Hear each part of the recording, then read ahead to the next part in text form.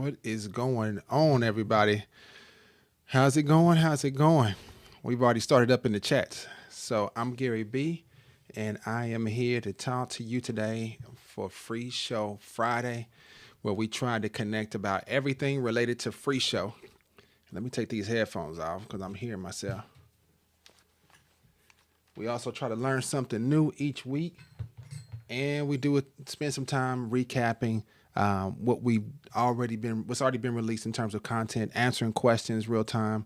I've been talking to my man Dilson from India. We've been having a good time in the chat. If you're just now joining us, please make a note of let me know what city or state you're from if you're coming from America, what country you're from if you're coming from outside of the United States. I would love to see that in the little analytics and all that kind of stuff, but also in our live chats. That's always exciting to me. So I found out today in Bangalore, India, it is 9:30 p.m. right now, or somewhere around that, right? So is it 9:30 or 9:07? Dilson, I'm curious now. Let's see here. Looking forward to getting more lower third templates in the free show. Excellent, excellent. Is my video feed coming from Free Show, says Orlando? My video. No, actually, I'm using a YOLO box, if that's what you're asking about. So I'm using a YOLO box. Jamaica. Okay, Orlando. Jamaica in the building. I love it. I love it. And so some of the questions coming up. So you talked about lower third templates in Free Show. Make sure you go to my website, GaryBJr.com. If you haven't already, you can get the basic lower thirds templates. And then we got one that's like a double, like a 2-verse version. I can't say it right, but 2 Bible versions, lower thirds, that'll show up at the same time. All right. Oh, is it kind of choppy on you guys' end? It says I got an excellent connection, but I do see that it looks kind of, is it blurry or is the audio okay? Is the audio okay on you guys' end? Oh, so it is 9:38. That's crazy. Over here it's 11:08. All right. Okay, so you do have those. Excellent, excellent. And so I'm working on, and I wanted to do it this week. I didn't have time to do it this week because of some other commitments, but on doing some transparent, I say transparent, all the overlays are transparent in terms of lower thirds, but where it's just a plain white with no box behind it or anything like that. And they're easy to create, but I wanted to make some that have lower thirds, and then we've had some requests for upper thirds, and I've seen that at other churches as well. So there'll be a media kit that includes all that. Okay, so the audio's good. Okay, that's what I wanted to make sure of. If you guys do see anything, let me know if there's any challenges that you run into. So yeah, February 28th. Yep, it's February 28th here, but it's just earlier in the day for us over here, Dilson. That's excellent, excellent. So let's talk about, well, real quick. Oh yeah, Dilson, you asked about Zoom. I'm gonna put it in the chat. I think it'll let me do that. I'm going through my, okay. I made a video specific. Oh, well, this is Zoom with lower thirds, but that might be what you're looking for. So I'm gonna put that in there and I'll see if I think I got another video about Zoom as well, Dilson. Let me see. Planning to train your media team tomorrow. Oh yeah. So what I would say is look at the Free Show Friday from last week. And then today is a follow-up to that. Last week, we talked about planning like the setup for Free Show. From my experience, I'm not an expert at Free Show by any means, but I definitely have spent some time investing to learn it. And I'm a media consultant by trade. So I've literally helped churches in the past. I've helped churches launch Free Show remotely right now. So I do that because I moved from my hometown in the Midwest and I moved to Georgia. So I live in Georgia now, but I help churches and ministries remotely and individuals and things like that. But sometimes they'll fly me in. So if you guys ever want to fly me in somewhere, let me know. I'll be happy to come and visit and do some training and things like that. But the idea of Free Show that stands out to me is if you approach it to say, okay, there's some initial setup we have to do. Okay, this is going to happen from the media team leadership, right? So if you're the media team leader, you got some people that work with you that are volunteers or paid staff or however big or small your church is. Maybe you're the pastor. There's got to be some setup time, right? You got to initially invest to set up. Okay, so there's got to be some time set up, and that's what we talked about last week. So you got to set up your styles, your templates, your outputs. Those things, once you set them up, You don't have to deal with them again. Then what we're going to focus on today has to do with how to prepare for a service, right? So the setup time and planning and all that stuff that happens, and you're pretty much done. You're not going to change where your monitors are and all that kind of stuff on a regular basis. You might do it, maybe after you want to upgrade some hardware or something like that. But the real kicker is each week, what is it that your volunteers need to do? They don't need to set up outputs and styles and all that. That stuff needs to be preset. Now, the question is, what do you do on a weekly basis to prepare for the service? And some of you all may have services multiple times a week. And so if you're going to manage each service using FreeShow, maybe a midweek service, if you're doing a Sunday service, you got multiple times, or a Saturday service, you got multiple times in the same day. That's pretty much the same service. So you don't have to deal with that being different. But we're going to talk today about how to prepare for each particular meeting. And that involves a whole nother set of features in FreeShow that we'll talk about. So I'm excited about that.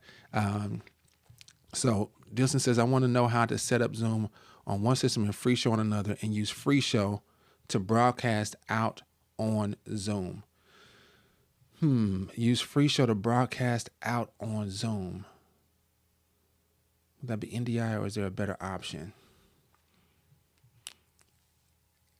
Yeah, I don't even think you need to have a whole nother system. That's my personal take on it. So if you're trying to connect FreeShow to, now the benefit of using a whole other system is you have one person dedicated to one thing, another person dedicated to the other. So there's a benefit to having two separate computers. So if you got two separate computers, that's a bonus. I would definitely recommend using NDI and just share the screen of FreeShow onto that particular Zoom computer, or on the same computer, just share your screen and have it connect to the NDI output of Zoom. Now, the way you would do that is you would need to download NDI tools. We talk about that a lot. You mentioned NDI. So tell me, do you have NDI tools already?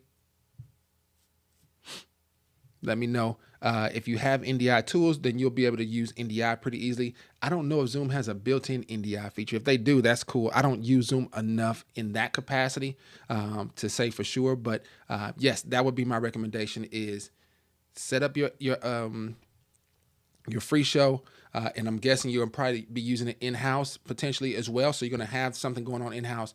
You can set up a whole separate one, a whole separate output. It could just be an NDI output. It doesn't have to go to a particular window in the ministry or the in-house, obviously.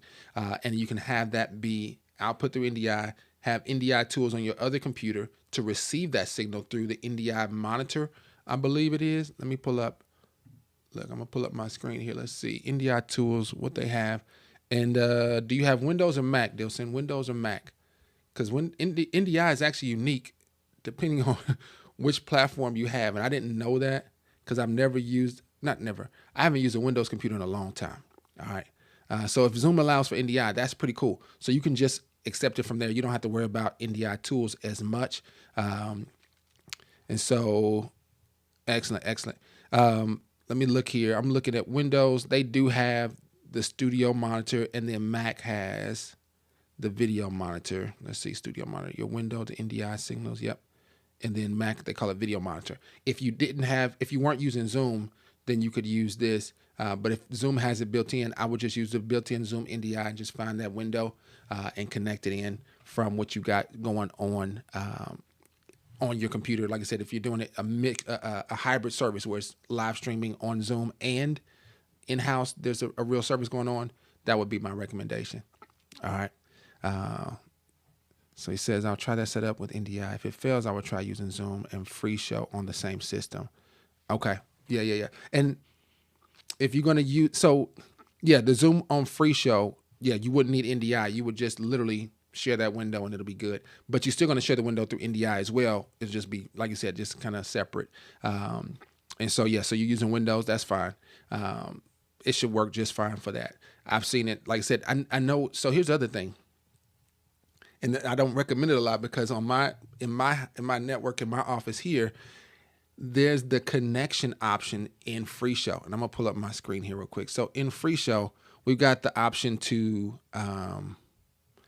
connect, right? So you can actually go to your settings, and if I can pull it up here. So you can go to your settings and go to connections. And you literally can send this show without using NDI. you can send it through the network, okay? And it'll be on a browser window, okay? And so it'll connect. So you can say, okay, I want to show the whole main output. You would literally click that and turn it on, and then you can click on here and it'll pop up the actual IP address, okay? And so that has been known to work on everybody else's platform or network a lot better than it does in-house for me. In my office, what I've witnessed is NDI looks a lot cleaner. And so I avoid using the connections, but it's really cool. I like it because I like the remote control show or the remote show option for it, because you can literally control your show from a phone completely. And that is like unbelievably cool to me. But that's an option for you as well, to consider that this is one that doesn't rely on NDI, and you can literally send your whole output, and you can even pick which output is your main output. So output show, you can check and say it can be your primary show. If I had other outputs active, so let's say I had a stage output active and I had a stream output active. I'm just turning on different stuff just so you guys can see. So I'm activating 3 different outputs. You can see there. When I go to connections, the output show option gives you each one of those 3 outputs as an option. So you can use this in conjunction with NDI separately, and you can stream you can output your show stage monitor using this output show, but you can also just output the stage itself, just do that from here. But you can do those as a secondary way to do it wirelessly, right? So you don't have to run HDMI cables everywhere. You can literally just have another computer connected to a monitor if it needs to be big, or the person on stage literally can see the stage monitor on their computer by just going to that IP address, and you just turn it on, click it, and they can just click that. They can take a picture of this, or you can send them this HTTP IP address, and they can connect on the network. So they got to be on the same Wi-Fi network or hardwired, and they'll be good to go as well. All right. So those are some options to consider when you talk about connecting. The downside to me of this one is it'll show that browser window. If you're sharing it through Zoom, it'll show that browser window, the top bar. So if you can figure out a way to make your top bar invisible, that'd be good. But yeah, that would be some thoughts and suggestions. Let's go ahead and get started with some other things here. Let's see if I can show this. I got to figure out a way to make this show up. I might just do this. All right, so let's do that. And, it doesn't even show up over my stuff. That's crazy. Am I frozen? No, I'm there. Okay. Let me see what happens if I move that down. Yeah, my window froze up on me, you guys. Let me see something here.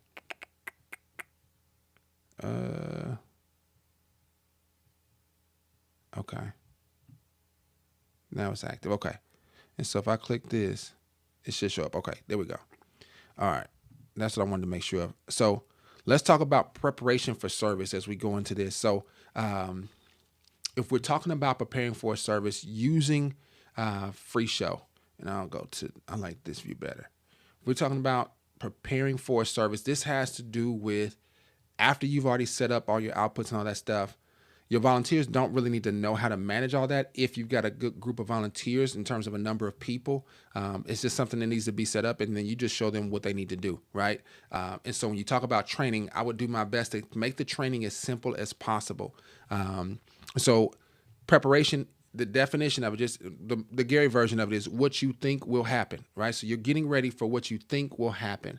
You can have the same basic outline with uniquely changing features for each meeting. And so when we talk about what we think will happen, this has to do with just what typically happens during our service, right? We know we're going to have this part of the service, this part of the service, this part of the service. Those things are all things we can prepare for ahead of time. There's going to be some things that happen that you didn't expect. That's okay. We'll talk about that next time as well. All right. So the idea, the definition of preparation, you guys can see it there. It involves taking concrete steps to get ready for your plan. And we do this without even thinking about it, but I want to bring some consciousness to it for us to consciously consider what we do to prepare and shed light on it, to make sure we understand what's going on. I'm just putting my phone on Do Not Disturb just in case. All right. But what we do, we plan all the time. We're thinking about, okay, what mics do we need? We're thinking about what do we want the background for those songs to be, or what do we who's going to be on stage, or who's going to be teaching this week, and all those different things are part of that plan. It focuses on the single element or elements, to me, I'm going to say, that you can control yourself, right? So we prepare for what we can control, right? So you can control how loud the volume is if you're the sound person. You can control how in focus the camera is if you're the camera person. You can control, what the slides look like if you're the one making the slides, right? It involves thinking and gathering in advance, right? So some of you all might prepare a month in advance, depending on what type of ministry you have. Some might prepare a week in advance. Some of you all may prepare an hour before service. It's all preparation, and that's all fine, okay? It involves having multiple plans. So when we talk about preparing well, what are you going to do if the internet goes out, right? How can you still make sure the service is not lost? So you might have to make sure you record the service today and then upload it later. What do you do if one of the microphones goes out, right? Do you have a backup microphone? What do you do if, and so as a media person, those things are always going through our minds and trying to navigate how do we prepare for multiple different challenges that could come up, right? It also involves being ready to handle potential conflicts or frustrations. I can't tell you how many times we would run into an issue with the soundboard at different ministries I've been a part of and serving as a media person. How many times the camera didn't connect the way we expected it to, or the tripod was acting up and it wouldn't open up properly, or there was noise in the sound system. We had to figure out a way to fix it, right? And you all see that stuff just as much as I did and that I do. And you got to be able to have some idea of how to manage that. We got to do the same thing with FreeShow. And so for me, one thing I would recommend, and the reason, the mindset behind it, at least when the first program I made was the No Nonsense Beginner's Guide to FreeShow. And the reason I made that was not to actually, it was funny, I didn't make it to actually teach you how to start using FreeShow as much as I made it to help you understand how FreeShow works, right? So presenting everything on the plate that was important for you as a beginner to know how this works and what it does, right? This is what this does. This is what this does. And then you come up with a conclusion to make it fit into your ministry plan, right? And so when we talk about being able to handle those and having the potential to handle conflicts, you've got to have some know-how. You got to have some understanding as to what's going on and what might cause something like that, right? And we do this without thinking. So I'm talking to or preaching to the audience, as they say. But the idea is that we got to be conscious of it, especially when we're entering into new territory. And so when we're using a new program, especially, the best thing you can do is, I call it you just play with the program. Try to break it, right? That when I first started getting my hands on FreeShow and I found out about this program, I was like, let me see what this is about, because I was using another software. I was using OpenLP, which I actually really liked OpenLP. It was totally different though than FreeShow. The only reason I switched was the reason I started looking for a new program was because OpenLP actually failed to function on my computer because I changed the setting and I could not undo it for some reason. You all might think I'm pretty bright. I'm not the brightest guy, but I broke OpenLP on my computer and I tried to uninstall it and reinstall it and all this, and it just did not work out properly. And I was thoroughly confused. And so I had to find another program because I liked that it was free and it was something I can use to help other ministries. And then in steps FreeShow, or I introduced myself to FreeShow and I go, wow, what is this? And from there on, I just was like, let me figure out how this works because it's totally different. So I want you all to be able to figure out how to wrap your mind around this program in a way that makes sense for your ministry. Because if you're like me, you're coming from a different type of program that's not like this, right? So there's some people that are going to listen to this and they're coming from ProPresenter. I never experienced or used ProPresenter hands-on during a live service, right? You can download ProPresenter for free and you can practice with it. And I had done that and played with it. And it was pretty cool. But I didn't want to pay for it. Like, it wasn't a part of our ministry budget to pay for something like that needed so much training for it to work right? In terms of, I needed training, the team that I was working with would need training, and there was just a lot of room for things to go wrong, right? So last week's FreeShow discussion, when we were talking about how to set up so that there's really not a lot that the rest of your volunteers or your team or even yourself will have to deal with those things again. Now is just time to get ready for the weekly service, all right? And so let's continue talking about what that looks like. So who prepares? I told you guys about that already. That would be you as the ministry leader, right? If you're the media team leader, it's you, and it's going to happen during the week and all the way until service starts is the time that you prepare. I know that every ministry is going to be unique to where you may end up being the one that your ministry, the pastor or the whoever's going to be sharing and teaching that day, giving the sermon, they may not give you their notes to the morning of. And that's pretty common, at least in the smaller churches I was a part of. That was just how he rolled. It was like, yep, here's the notes, or here's some scriptures that I want to make sure that I have available, because I'll be bringing these up, right? And everything else, we kind of had to free flow with them if they brought up any other scriptures. I love that you can do that in FreeShow pretty easily and pretty well, right? And like I said, some ministries, they use programs like Planning Center and things like that, to where they're planning months in advance and they're putting pieces together, and everybody adds their piece to the puzzle. And then by the time, 4 or 5 days before service starts, everything is in place, and it's up to you as a media leader to put those things in the presentation, right? And so if we look at things to prepare in FreeShow, we're talking about the project, okay? So the project that you use, my recommendation is to always make a template for it, right? So if you're going to have a Sunday service, make a template and call it Sunday, a project template called Sunday, not a regular template, but a project template. We'll talk about how to do that, all right? And then inside of that project are a compilation of shows. Now, the shows are going to be your lyrics, your scriptures, your sermon notes. Those are going to change each week, okay? But you can still, in your project template, you can put placeholders, right, for the shows. Like, you can put the songs from the previous week or a certain week, just, however many songs you all may sing. You might sing 4 or 5 songs. Well, in your project template, put 4 or 5 unique songs in there as a placeholder for you and your volunteers, because all you're going to do the next week is just drag and drop new songs on top of those and take out the old ones, right? And that's fine. There are going to be some things that are going to be that'll remain the same. So if you have special announcements that are announcing each service that you all have each week, or maybe an upcoming celebration or anniversary or something along those lines, those things are going to be there for weeks, right? So you can have those be in there, and then you can just remove them as needed if they're not relevant to that particular week for that particular from that project, right? And then the shows are one thing, but then there's also this idea or understanding of actions. We'll talk more about actions because there was a video that I released this past week, I believe, and we talked about automations. It's not something that everybody has to do, but when we talk about preparation, you can do this in the planning stage, right? Before you prepare, right? Before your weekly services come up, you can actually make some actions that are going to be just default active actions, but you have to make sure that you have your projects in place, that they make sense to say, okay, this is going to be there.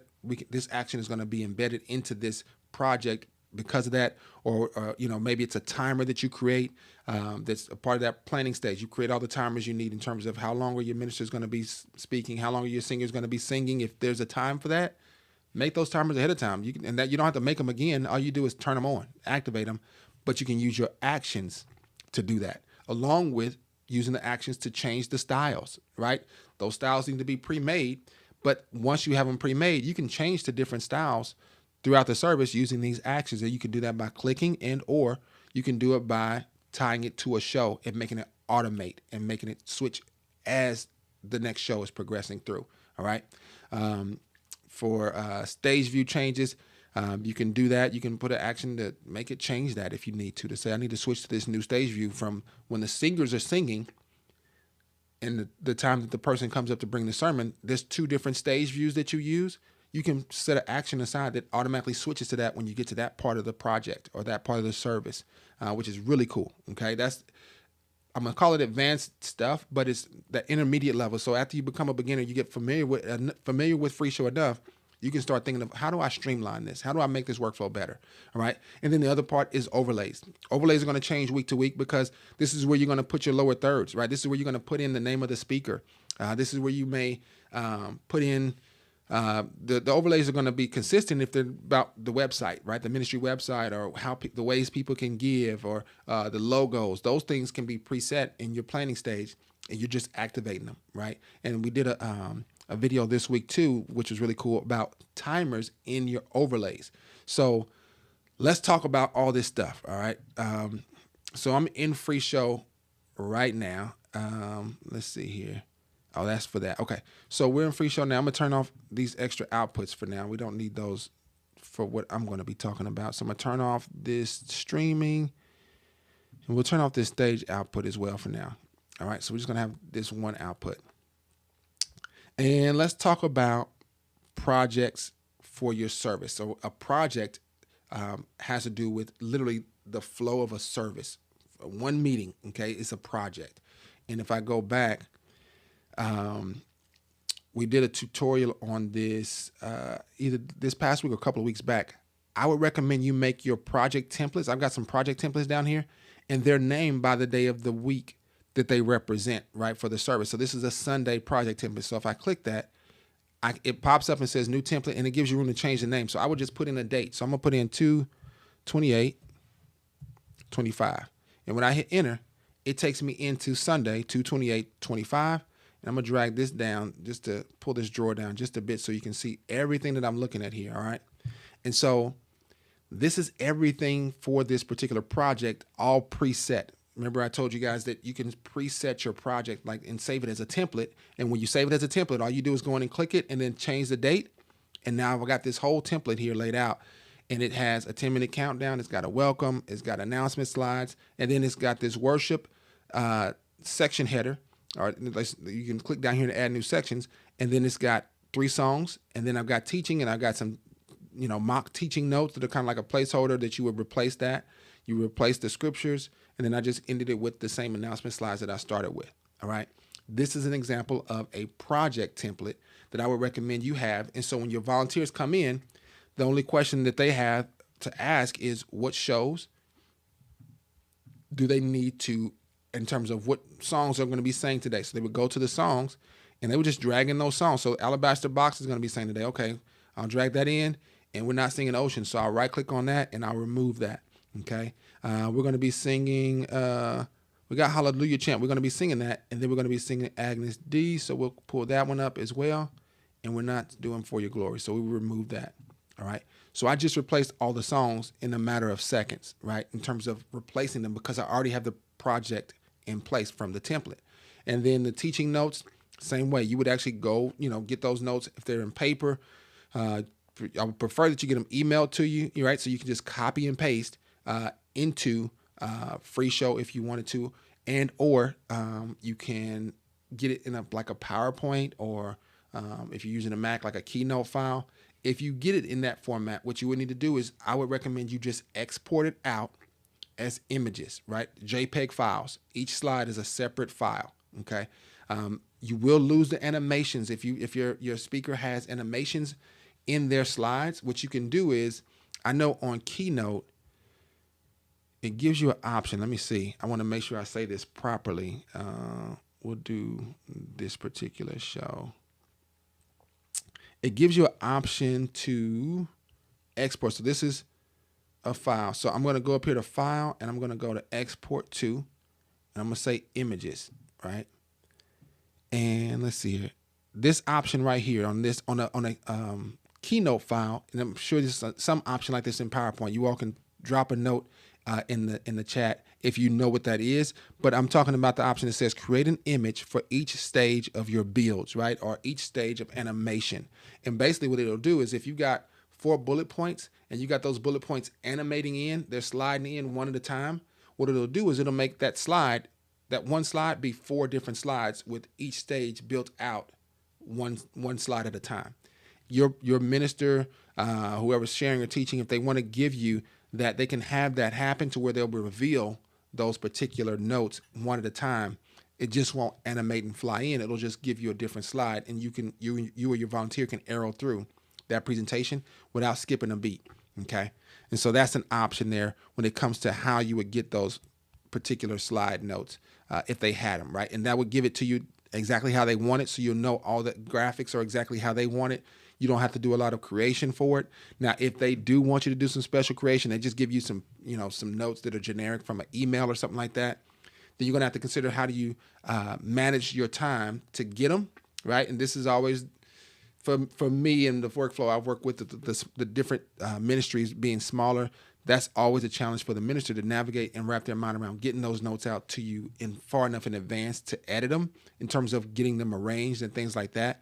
But if you did need to do it, you would go to show, and you would just say new show, and they gave you just a blank document. So you can say, I'm going to call this new teaching notes for now. All right, let's see here. Let's put in capital T there. All right, and I'll put in today's date. So we'll say 228, 25, and then the category, this will be presentations, right? So you can change your category so they'll automatically filter in there. And then I would probably do something like quick lyrics, and or you can do something like empty show.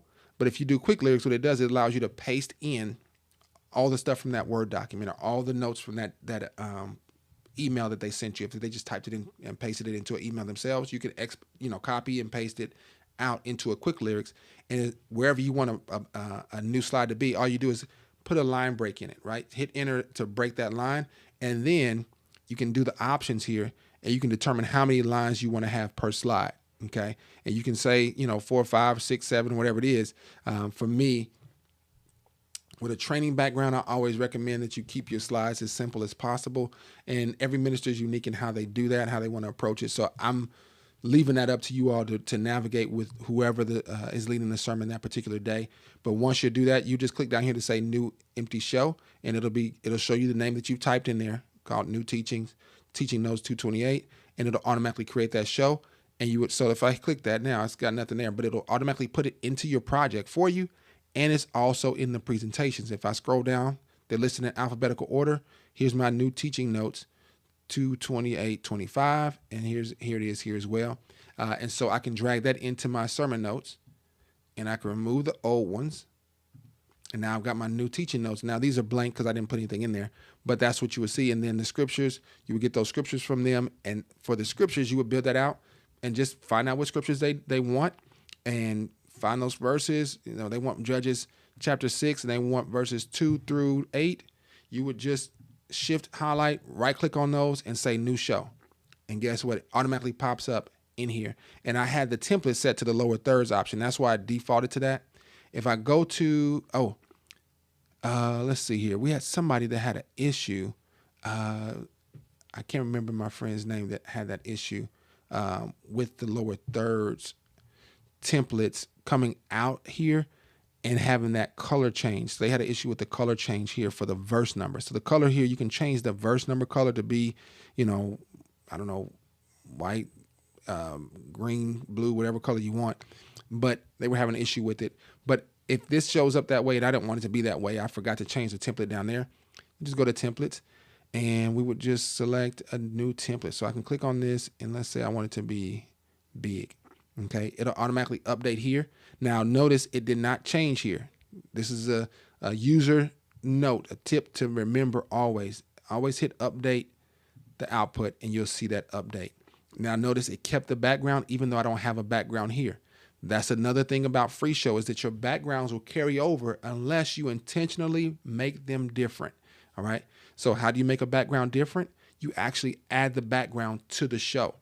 So let's go over to our media. This is where all your files will be. And I'm going to go to my files. I got a yellow box file folder here. And then I've got some grunge backdrops. Let me see if I get these in. I want to see them in a list format. So this is the media kit. I just released a media kit for these grunge backdrops that I use.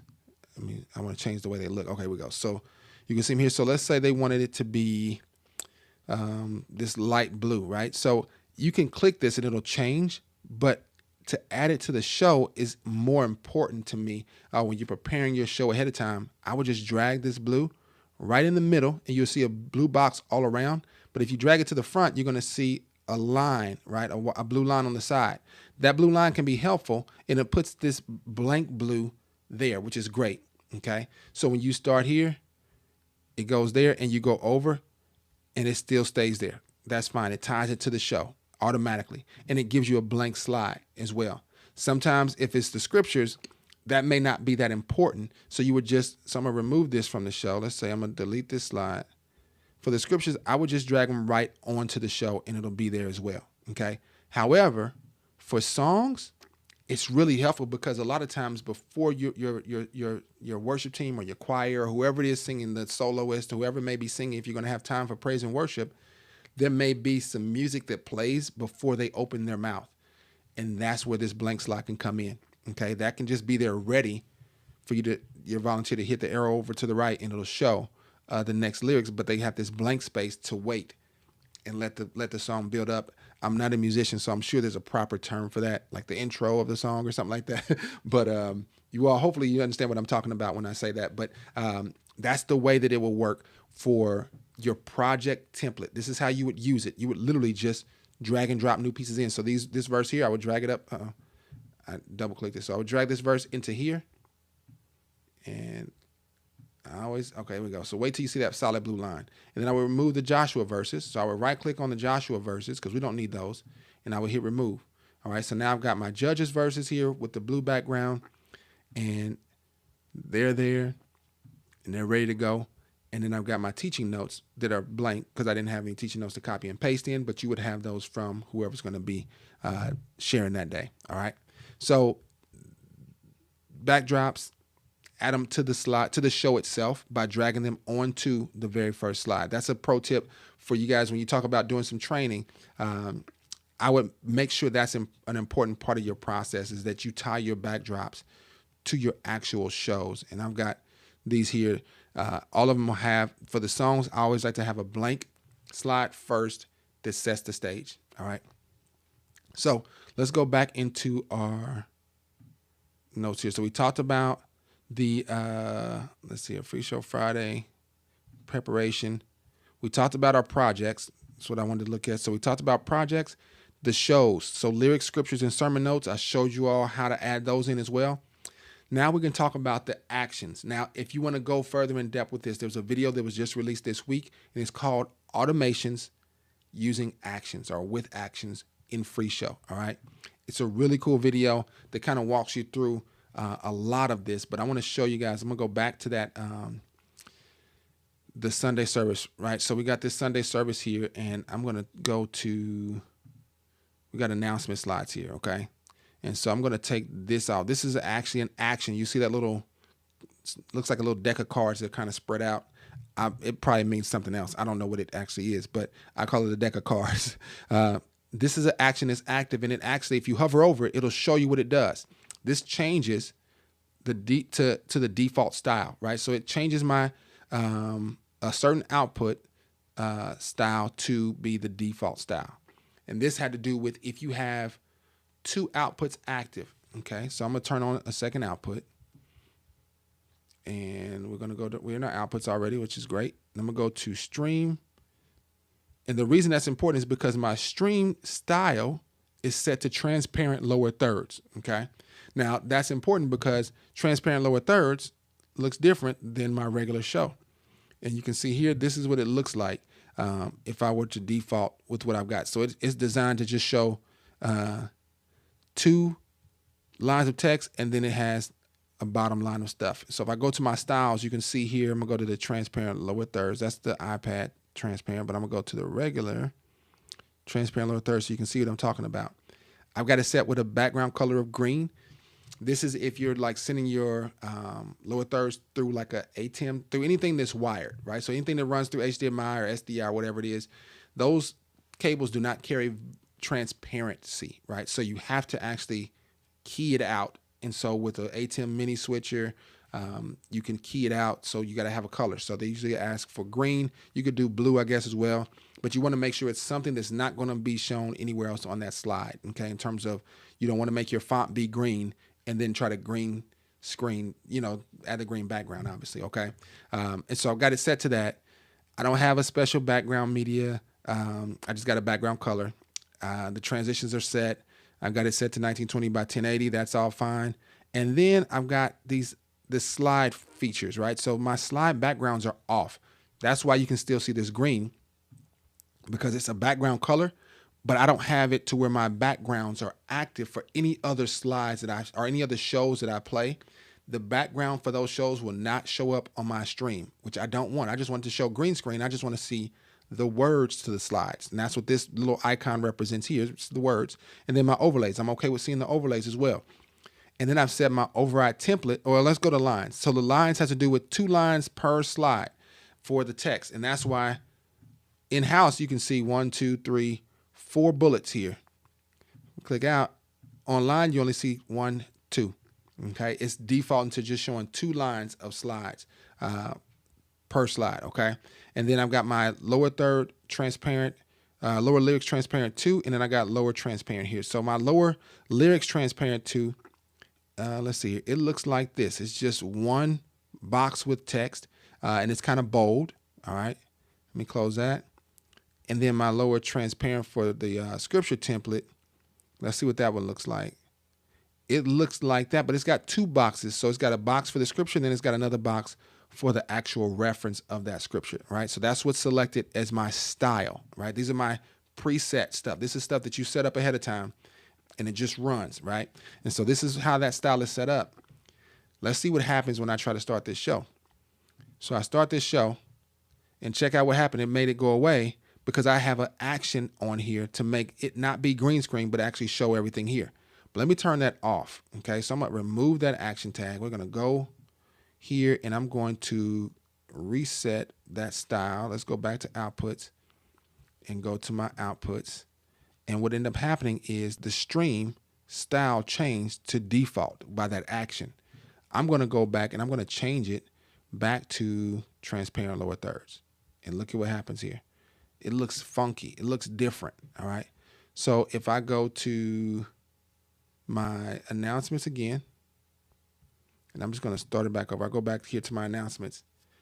It doesn't look right, right? So it's got the starting in at the bottom. It's going to transition in 10 seconds. So let's see what happens when it goes to the next set. It's got the timer up there now, which is fine, but then it just doesn't have it doesn't look right. It's a green screen, but I wanted to show the orange little wavy lines that I had and all that kind of stuff that was a part of these announcements, because these are like flyers. These are like opening flyers I would recommend you have for the opening of a service. You know, it might be the beginning time frame before service starts, right? 10 minutes out, or some ministries you all may do it earlier, depending on when you open the doors and all that kind of stuff. But this is just an idea of a sample of that, right? And so what the goal was to make this show exactly like it looks here, okay? To make it have the green video or the orange video playing in the background just like it does here for our online audience. That's not a bad thing, because I do want them to see all that. I don't want them to see, I don't have a video active, so that green screen is necessary when you're trying to show video behind it from the switcher or from the cameras. But I'm not doing that at this time because service hasn't even started. So I don't want to show video. I want to show the slides. The way you fix that is with actions. So you can go to your functions, and you go over to actions, and what'll happen is you'll see a list of any actions that you've already created. And I've already created some, and I've got one that's called change style to transparent lower thirds, and I got another one that's called change to default style. Let's see how we created those. So I'm gonna right click on them, and this is change to default style. I'm gonna hit edit, and I wanna let you guys see exactly what I did. I made a name. You just make that whatever you want. Whatever the function of that action is, you wanna tie it to the name, okay?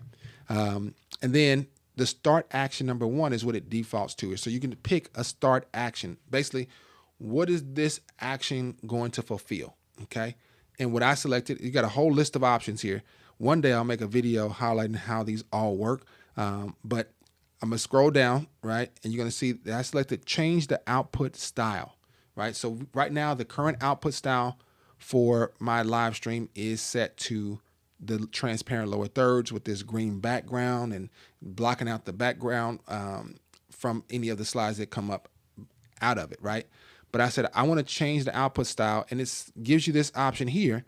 And it says, do you want to change the outputs style for all active outputs, right? So let's say you had 3 outputs active, or just 2. We got 2 active, so it's just 2. You could say, yeah, I want to change it for all active ones. The downside for me with that is it doesn't really accomplish what I want, because I really just want to change that one live stream output. You can select an option that says specific outputs, and then it gives you a list of all of your outputs that you have, that you've made, that you've created. I've got a bunch of them. For your ministry, you may only have however many monitors you've got. So if you got 3 monitors, you got a stage monitor, monitor I say, but 3 different outputs: a stage output, a stream output, and a primary, default in-house output. You would just see those 3 here. Okay. I do a lot of training, so I play with a lot of different things and create them, and they just stay in there. So I picked the one that's called stream, and I wanted to change it, and it gives you a drop down for each of these. So I can change each of these to do something really different. So it's super powerful, but I wanted this, the stream to change from being transparent lower thirds to being just the default layout. okay, a default style. Okay, and then I'm done. I don't have to do anything else, but you can go down here for more options. You can add a second action if you wanted to this one click, all right, this one action, but I'm not doing any of that. That's next level stuff in a real way. But the custom activation, it says, do you want to activate it in a certain way? And it gives you some options here. You can activate it when a timer is ending. You can activate it when a scripture is started. You can activate it when audio is starting, whatever, all these different options, okay? I've got it set to nothing, okay? It doesn't activate on anything that I have to press by no key press or by some custom activation, all right? When you do that, what it enables you to do is you can drag it to any show or any slide that you want to, okay? And that's the crazy part. It's really cool. So I've got this changed to default style. But what does the default style look like? If I go to my output options, we go to, actually I go to styles. Let me go to styles. Let's look at the default style, all right? So my default style, it doesn't have a background color. It's just black, I guess. It is no media special, same size resolution, but backgrounds, slides, and overlays are all active. There's no limit on the number of lines, so that's at 0. So that means it'll show all the slide lines at the same time. And then there's no template selected to override whatever's being shown. Whatever's shown or whatever's in the slide, that's what's going to be shown with this default. And that's what I wanted to see, because I wanted to see that these orange wavy graphics or whatever, okay? And so now that's what's in the default. I'm going to go back to my show. What we want to do then is we want to, when we get to our announcement slides, we want an action on this very first slide to activate this to go to default. And so I can drag this on into here and it automatically goes there. All right. And so now if I go back to my welcome and I select this, and actually if I click on this, let's go there because it's on a loop. So I have to just activate it. It automatically changes our live stream and our primary to be identical because they both now are having the same style for their outputs. All right. Now the question is, well, once this countdown thing is done, how do we get it to where it changes back to the lower thirds? Because it's almost worship time. During worship time, I don't want to show the big slide with the lyrics. I don't want to just show, I don't want to show this on my lower thirds. I want my lower thirds now to show my camera feed with my lyrics at the bottom. So if you don't change this back, it's going to automatically, your volunteer is going to arrow to the right, and get to the next show, which is Alabaster Box, and they're going to just see the same stuff. So to fix that, we've got to add an action to this first slide to say, hey, when you get here to this slide, we need to make an action that says, hey, switch this back to lower thirds, to transparent lower thirds. And I've already got one here that I created, but if you want to make a new one, you just hit new action. And we're going to say, I'm going to call it the switch back for now because I'll delete it later. Switch back to lower third style. I'm just naming it. And then we're going to say start action. And we're going to scroll through. We're looking for the one that changes the output style because we've got our stream output. That's great. That's already preset. We've already created that. The issue is now that our stream output is not showing like the stream that we designed it. It's showing like a default. We want to change it back. So I'm going to scroll through till I see the output style. So I see some output. This is toggle output windows. I don't want to do that. Let's see here. Select overlay by name. That's pretty cool. Don't want to do that right now. We're looking for change output style. Here's select output style by ID. I want to change it. So I'm going to say change output. And then it gives you, okay, what outputs do you want to change? You want to change the active outputs. If I select it, it gives me a few more options. I want to change specific ones. And I want to change specifically that one that's the stream. I want to change it back to transparent lower thirds. All right. And so now that's done. I don't need to change any of this custom stuff down here or activate by key press because I'm going to drag it onto a show. So let's go back to our slides. We got our slides going here. We got that going. Now, one cool thing is if you want to make this when the timer stops, you can make it to where it automatically goes. But I'm not going to talk about that. You can watch that in the other video. All right. So I'm going to actually switch to here. Notice that this is showing the show, okay, the actual announcements. But I'm going to go ahead and start the song. Oh, before we do that, I got to actually drag that on the switchback. So I'm going to drag that onto this slide, okay? It doesn't do anything until you actually click on the slide. So I'm going to click on the slide and watch what happens. we got a green screen now. So now this is going to be all keyed out on your ATEM switcher or whatever it is. And now you're going to be seeing real live video from your cameras and your switchers or whatever you've got set up. And so when I go here, look at what happens. It defaults to that lower thirds. All right. And so you've got that option to use those actions. Go back and check out the video. It'll tell you all about how to do that and then some related to timers as well, because you can do some really cool stuff with timers using your actions and all that kind of stuff. All right. So that's the actions function of it. Let's go back to our notes. Let me go back to my notes that we had for Free Show Friday. All right. So for preparation, we also talked about overlays. All right. Overlays for logos and lower thirds and titles. If you ever use logo or overlays in FreeShow, what you have is you've got this option to add in like lower thirds, which is really cool, but you got to create it. Okay. So it defaults with this one here. So I like this one. This is just the default one. And so it gives you that one there. And then you can make it go away by just clicking on it again. Okay. And that's there. The cool thing about the lower thirds that I like now with these overlays is you can right click on an overlay, and it doesn't have to be a lower thirds. It could be a logo too, but you can change the display duration. All right. So I'm going to change the display duration to be 4 or 5. Let's do 5 seconds. All right. And so we're going to close that, and I'm going to activate it, and I'm going to put it up here. You're going to see it show up, and then we can do a 5, 4, 3, 2, 1, and it's gone. Okay, so that's really cool when you want to just make it pop up, but you know, I'm gonna have to worry about clicking it to try to make it go back away, right? I've been in ministries where we use like OBS and things like that. And one of the, not the hardest things, but one of the biggest questions that would happen is how long do we keep the lower thirds up, or how long do we do this? And the volunteers would ask, and I'm like, just, you know, after a few minutes or something like that. I don't know. But you don't have to worry about that anymore. You can actually make it be on a timer, and it shows you the timer that is on right here. So it's showing that it's got a little 5-second timer on it, or duration. I can go back and change that display duration and make it be as high as I want. So I can click in here. Let's say you want it to be 60 seconds. You can do that. All right. And so you can close it. And now you got a 60-second timer on that lower thirds. And so this is an overlay though. So if you got a new speaker coming in though, their name is not going to be Gary unless you invite me to come out, right? You can fly me out to you, whatever it is. I'd love to come. But we're going to right click on this, and we're going to say duplicate, okay, for our new speaker. So I would duplicate it because whoever your main pastor is or teacher, you're going to have them, you want to keep that in there, okay? And so you would rename it and call this one whatever the name of your pastor is. So you just call this pastor name, all right? And so that's there. But then you got this guest speaker. We're going to rename this. We're going to call this one guest speaker,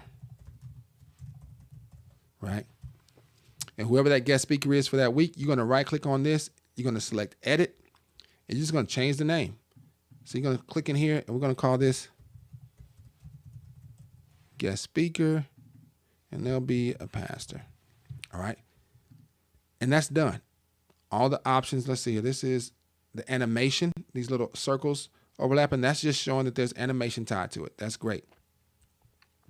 We come back out, we go back to our overlays, and we'll see the guest speaker, and it's set to 60 seconds, but I'm gonna make it be shorter just so you can see it activate. So I'm gonna go to here, and I'm gonna make it be our 5 seconds again, and I'll hit close and activate, and you'll see it show up there, and then it'll stay up for 5 seconds, and it goes away. So periodically throughout the service, you may want to show that, right? You may have another overlay that says, let's do new overlay. We're going to call this giving. Okay. And so it goes in alphabetical order. So I got to go through and find my giving. Here we go. Right click on that because it's completely blank. Click edit. And we're going to add in a giving one that literally just has a scroll at the bottom that shows how they can give. All right. And so we're going to go text box to do that. And I want it to be all the way at the bottom. So I'm going to drag this down, and I'm going to make it show up all the way down here. And I'm going to make it go all the way to the edge. Okay. All right. So we got our text box. We're going to type in, I'm going to just say go to our website for now. You might have some different giving instructions where they can go through Givelify, or they can give through text message or whatever it is. You would put those instructions in here. And I'm going to make this a lot smaller because it looks huge. So let's do 60. All right. So it's 60 size font, and I want to make it have the white text is fine, but I want to make the background of it. I'm gonna go to items, and I can change the background color to be orange. That's my theme color. So that's whatever your brand is for your ministry, right? So your colors may be blue and purple, whatever those colors are. You want to make that be the background color. All right. But then we got to go back to our text, and we got to go to this option that says special, and it gives you an option for scrolling. All right. And I want my text to scroll from right to left. So I'm going to select right to left. And the duration of it, let's see here. It's set to 30. We'll just have to test out what that looks like. And I feel like it's too big, so I'm going to drag it down to be a little bit smaller. All right. We'll go back to show. Let's look at our overlay here. And so there it is there. If I click it, it automatically shows up, and it's scrolling. And here we go. And it says, go to our website to give, right? That's an overlay that you can pre-make that. But for the lower thirds versions of it, right, you want to make sure that you change the name of whoever that guest speaker is. This is one that you all will have, and you wouldn't need to change that ever. You create it once, and it's set forever. Same way if you want people to just go to your website and visit, right? So to sign up for whatever the next event is or whatever it may be, you can put that stuff in there, okay? And that's what your lower thirds, when we talk about the overlays, I keep calling them lower thirds, but we're talking about overlays. Those are things that you prepare each week because they may be different, especially as it relates to whoever may be speaking. It may be different related to upcoming events. You might want to put a special, I would just duplicate this. So it says giving. I would right click on that, and I would just say duplicate, and I would make this one, I would rename it and call it, let's say special events. Right? And that goes in alphabetical order. So I would go down, right click on that, and I would edit it, and I would just change the text and say, join us for our upcoming outreach on 3/5/25. Okay. And you could put the details, whatever the date is and the time and all that kind of stuff. This is just for an example. Now go back to my show. And that might be for an upcoming event. So that might be one that you prepare ahead of time. And so instead of it being this one, I would turn that one off, and I would activate the special one, the special event, and it'll pop up and scroll across the bottom for your service that particular day. And you might need it for a couple of weeks because they're making the announcements, 2 months in advance. You'll have it available. You can just always go to it. You can name it the name of the event if you wanted to, so you can know specifically what it is, and it'll just scroll through, all right, which is a really cool effect that, let me know, did you all know that you can do that scroll option in FreeShow? Give me some feedback. I haven't seen you guys chatting too much. At least I can't tell if you have or not. But let me know if you guys ever used the scroll function, or did you even know that it existed in FreeShow, all right? Now, let's go back and recap anything that happened this past week that I didn't get to talk about. We talked about the overlay timers, duration, or whatever. We talked about the automations. YouTube, right? You all know, did you all know that you can use YouTube videos in FreeShow, right? So you can go to your media, and we talked about this. I made a video. Someone asked about this.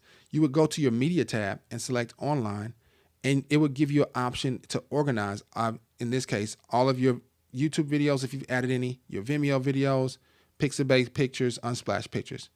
Orlando says he never knew. Excellent, excellent. That's all right that you didn't know. Now you do. I would definitely encourage you to try it out. I talked to a ministry here locally about that, and they were using a different program. They weren't using FreeShow, but they got a kick out of using this function of a scroll at the bottom of their live stream because they wanted to have it showing up the whole time for giving. They wanted to show up for their website. They wanted to have another one that showed up for this upcoming way that people can join and participate in an upcoming event that they were having. And they just loved it. And they were like, that was worth whatever this cost in gold right there, that particular feature, because they know the value of using something like that to have constantly in front of people, but not obtrusive, right? People can pay attention if they want to it, or they cannot. And that scroll can be there discreet. It can go at the top if you want to. It can go at the bottom. You can put it right across the middle of the page if you wanted to for certain situations. You can design a slideshow that does that, and it could be in an overlay or just as a part of your slide. Okay, it doesn't have to be an actual overlay. Let me get a sip of water here real quick. And so the scroll option is really cool. It's the special feature in your text boxes. All right, let's go into going back to YouTube. So to add a YouTube video, let me get a YouTube video off of my channel here. So this is, I'm looking at the Zoom with lower thirds is the one I sent earlier to you guys in the chat. Let me see if I got another one about Zoom. I think I made another video. I got one about virtual outputs somewhere. I can't find it right off the top. Let me see. Okay, let's see here. Virtual output. So this one is about, so I'm going to say get shareable link. So when you go into YouTube, let me pull this down. When you go into YouTube, you can just, find the video you want. This is the back end of my page, but you can just go to get the shareable link to your video. So I'm going to get the shareable link here. I click that, and then I'm going to pull this out of the way and come back into FreeShow. But I copy that, and I can go over here to the bottom right when I select it online, and I can say name. I'm going to call this virtual. You can make it whatever you want. Nobody sees this except you or your media team. Whoever's working in FreeShow, they'll see that. But then the video ID or URL, you would paste that in and select add. And it automatically knows it's a YouTube video, so it puts it into your YouTube folder. There's a Vimeo folder here. There's a Pixabay folder. You can call them categories, I guess. I'm going to call it a folder because it's holding my stuff, right? But the thing is, it does not add this to your computer, okay? In terms of, it's not like it didn't take up space on your computer. It's literally just pointing it to that video in YouTube. So you have to have an internet connection for that to work. Okay. Once you do have an internet connection, you've got these in here, they'll load up. And now the other caveat to this, if the creator of that particular video, if they disallowed embedding, okay, if they made their video to where you cannot embed it, then this will not work in FreeShow. It doesn't mean that there's something wrong with the link. It doesn't mean that there's something wrong with FreeShow. It just means that that creator did not allow their content to be embedded, okay? But if I click, well, let's do this. I'm gonna go back to my sermon or my service, 228, and maybe your pastor wants to show a video. So we'll put that in. We got the virtual outputs showing here. The thing that we wanted to talk about that we highlighted with this was when we go here, it shows you this default here. But remember, the issue is gonna be, we got this stream, right? The stream feed. If we want them to see the video, we got to change that feed. So this is where your actions will come back into play. So we go back to our functions. We'll add an action. It's already set to actions here. So we're going to say change style to default. So I can go to here. Let's see. I don't know if it'll let me add that action on there or not. That's a good question. Change style to default. I don't think it will. That would be crazy if you could, though.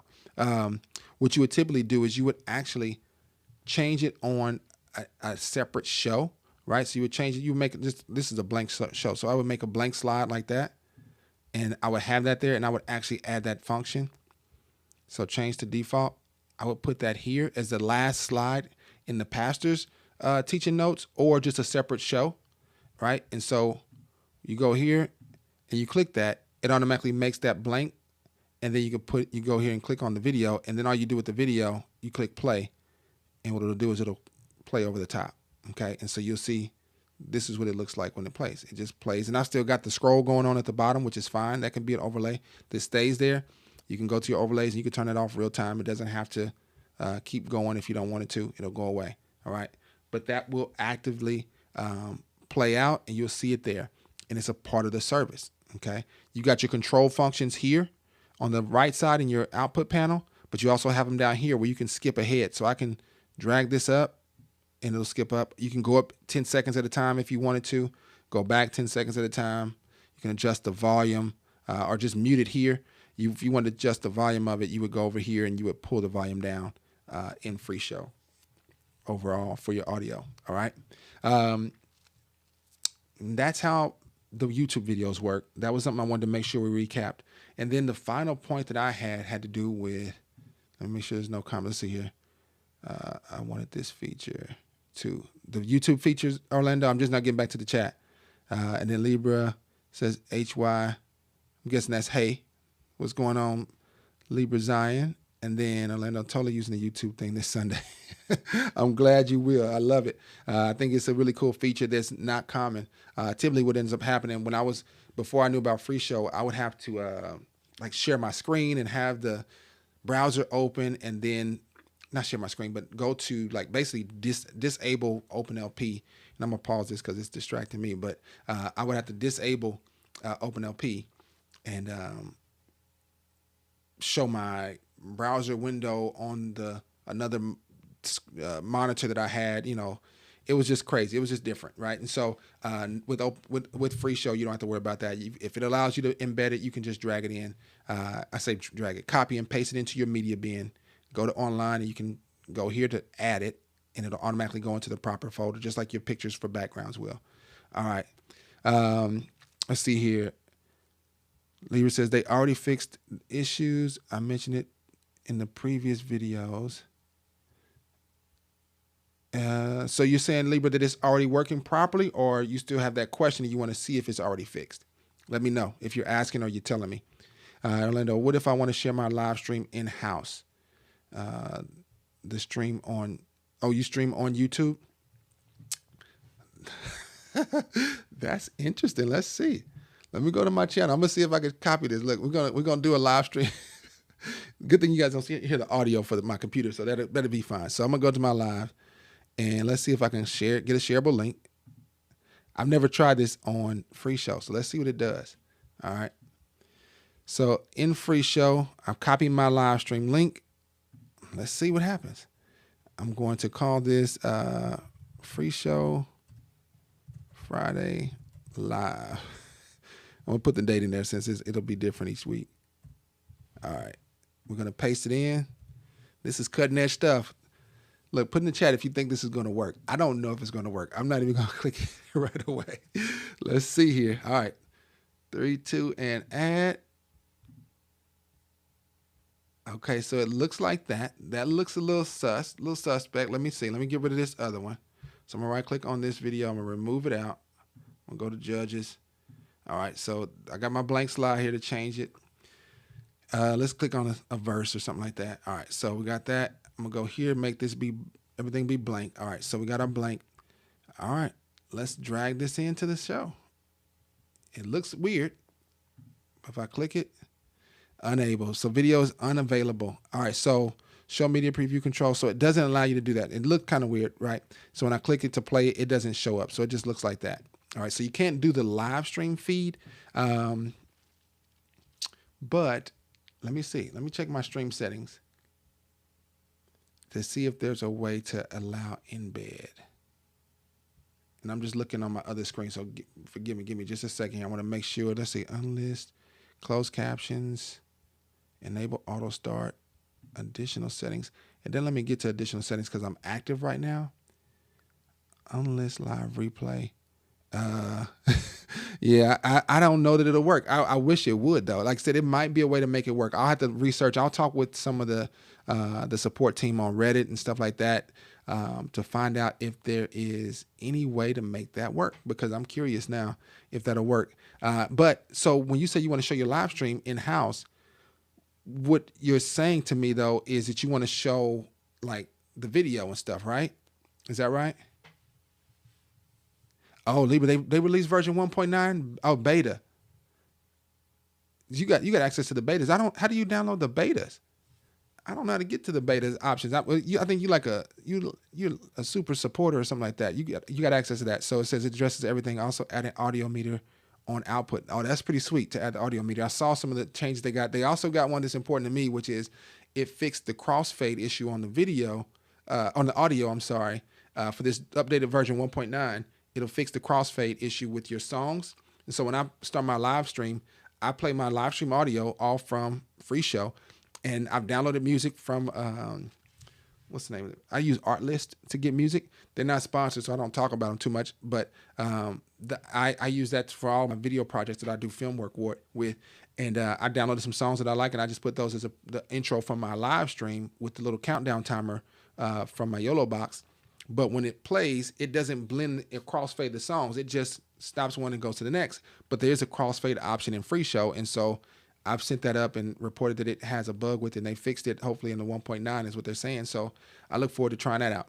But unfortunately, the live stream thing doesn't work. But Orlando, you said you might use NDI into FreeShow. NDI audio is not already implemented. Right. Yeah, no audio for NDI. But the question, though, I'm asking Orlando is, what is it that you're trying to show? You're trying to show the lower thirds? Is that what's in the lower thirds in the camera? Is that what you're saying? Because if that's what you want to show, all you got to do is use an action, right? All you got to do is use an action for it. So let me show you an idea of what I'm thinking about when you say that. So, because my goal, look, my claim to fame on my own website is I call myself the simple solutionist. So I like to try to find simple solutions. All right, so let's go here. We'll get rid of this stuff. So get that out the way. So we got a regular show going on here, but I'm gonna show you an idea, right? So let's say you had your video showing. So I'm gonna go to cameras. All right, this is gonna show my my webcam on my camera. All right, so I got a camera. Now notice that none of these are showing the it almost looked like, because I got that blue background, it almost looks like I got like a special cutout. That's not a special cutout. It's just the quality of my camera with this blue light behind me. That's how it looks. But so you got a camera showing, but you said not on the entire service, the entire service on the monitors in the church. Right. So basically all you would need to do is plug in whatever cameras you're using into your computer. Right. So I got my iPhone, I got my FaceTime, but if I wanted to plug in my my ATEM doesn't have a camera connected to it though. Let's see here. We're gonna act like this is the entire service. Let's just act like this is the entire service, okay?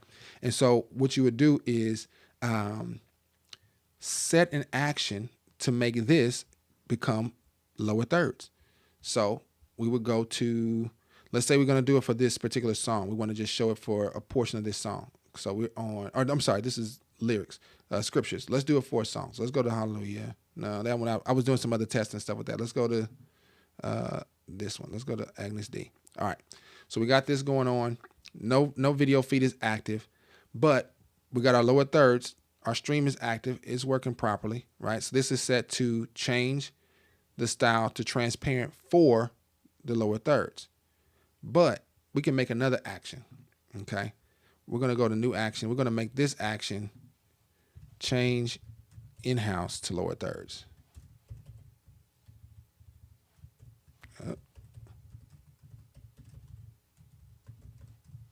All right.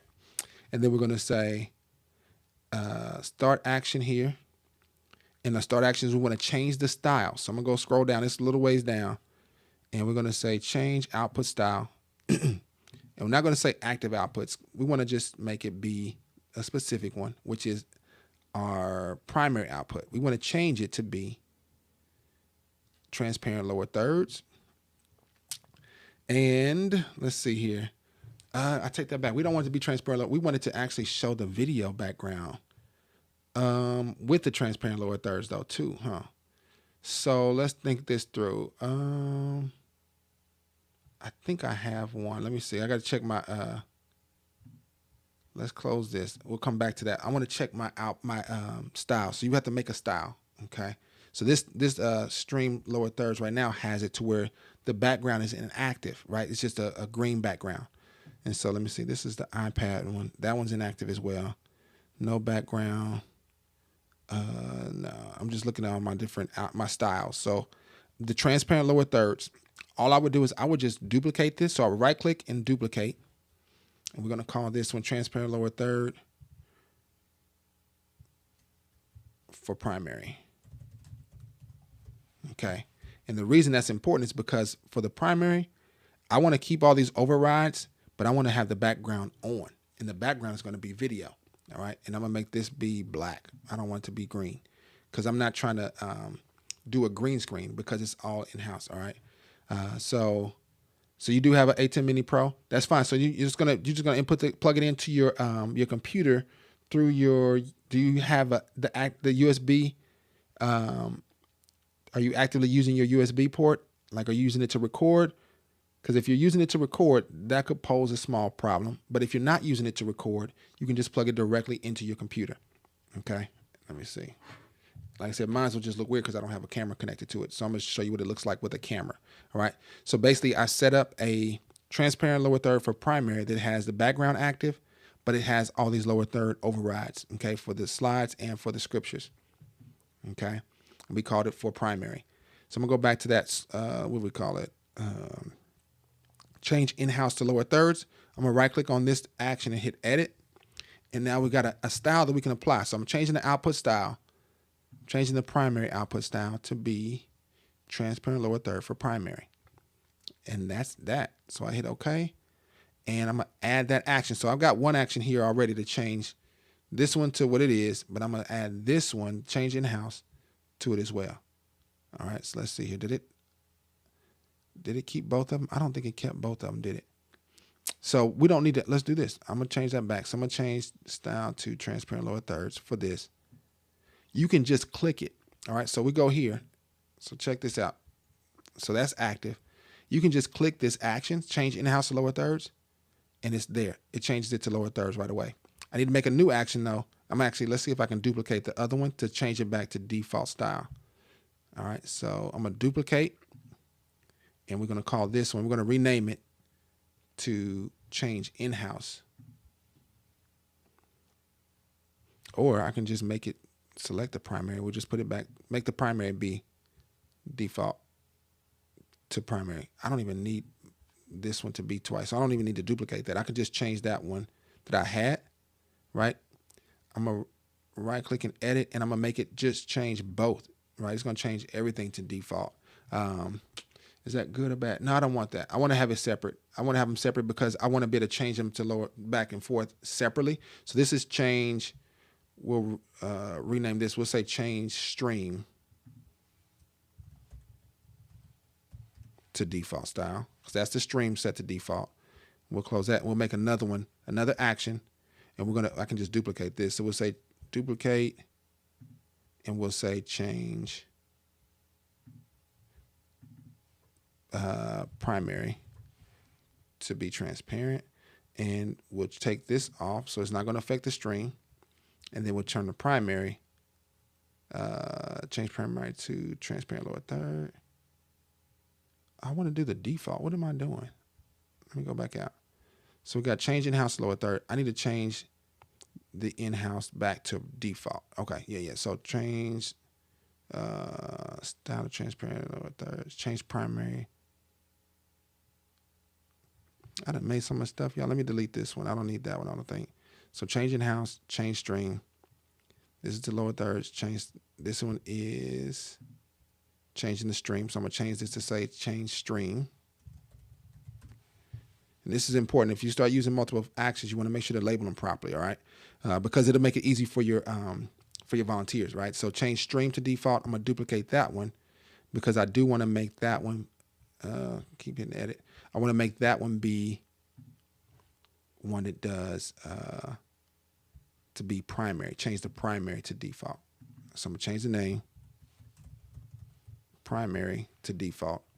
And so instead of it changing the stream, I'll just make that be blank. We don't want it to change anything on the stream, but on the primary, we want to change that back to default. All right. All right. So these can happen. And you said that you don't want it to be for a long time. So we're going to activate here. So that one automatically changes the stream. That's fine. And then we're going to go to our media. We're going to turn on our cameras. Boom. We got the cameras. It's active in-house. This is the opening slide. So it's looking like that. But we can change it. Let's turn it off. Let's click this here.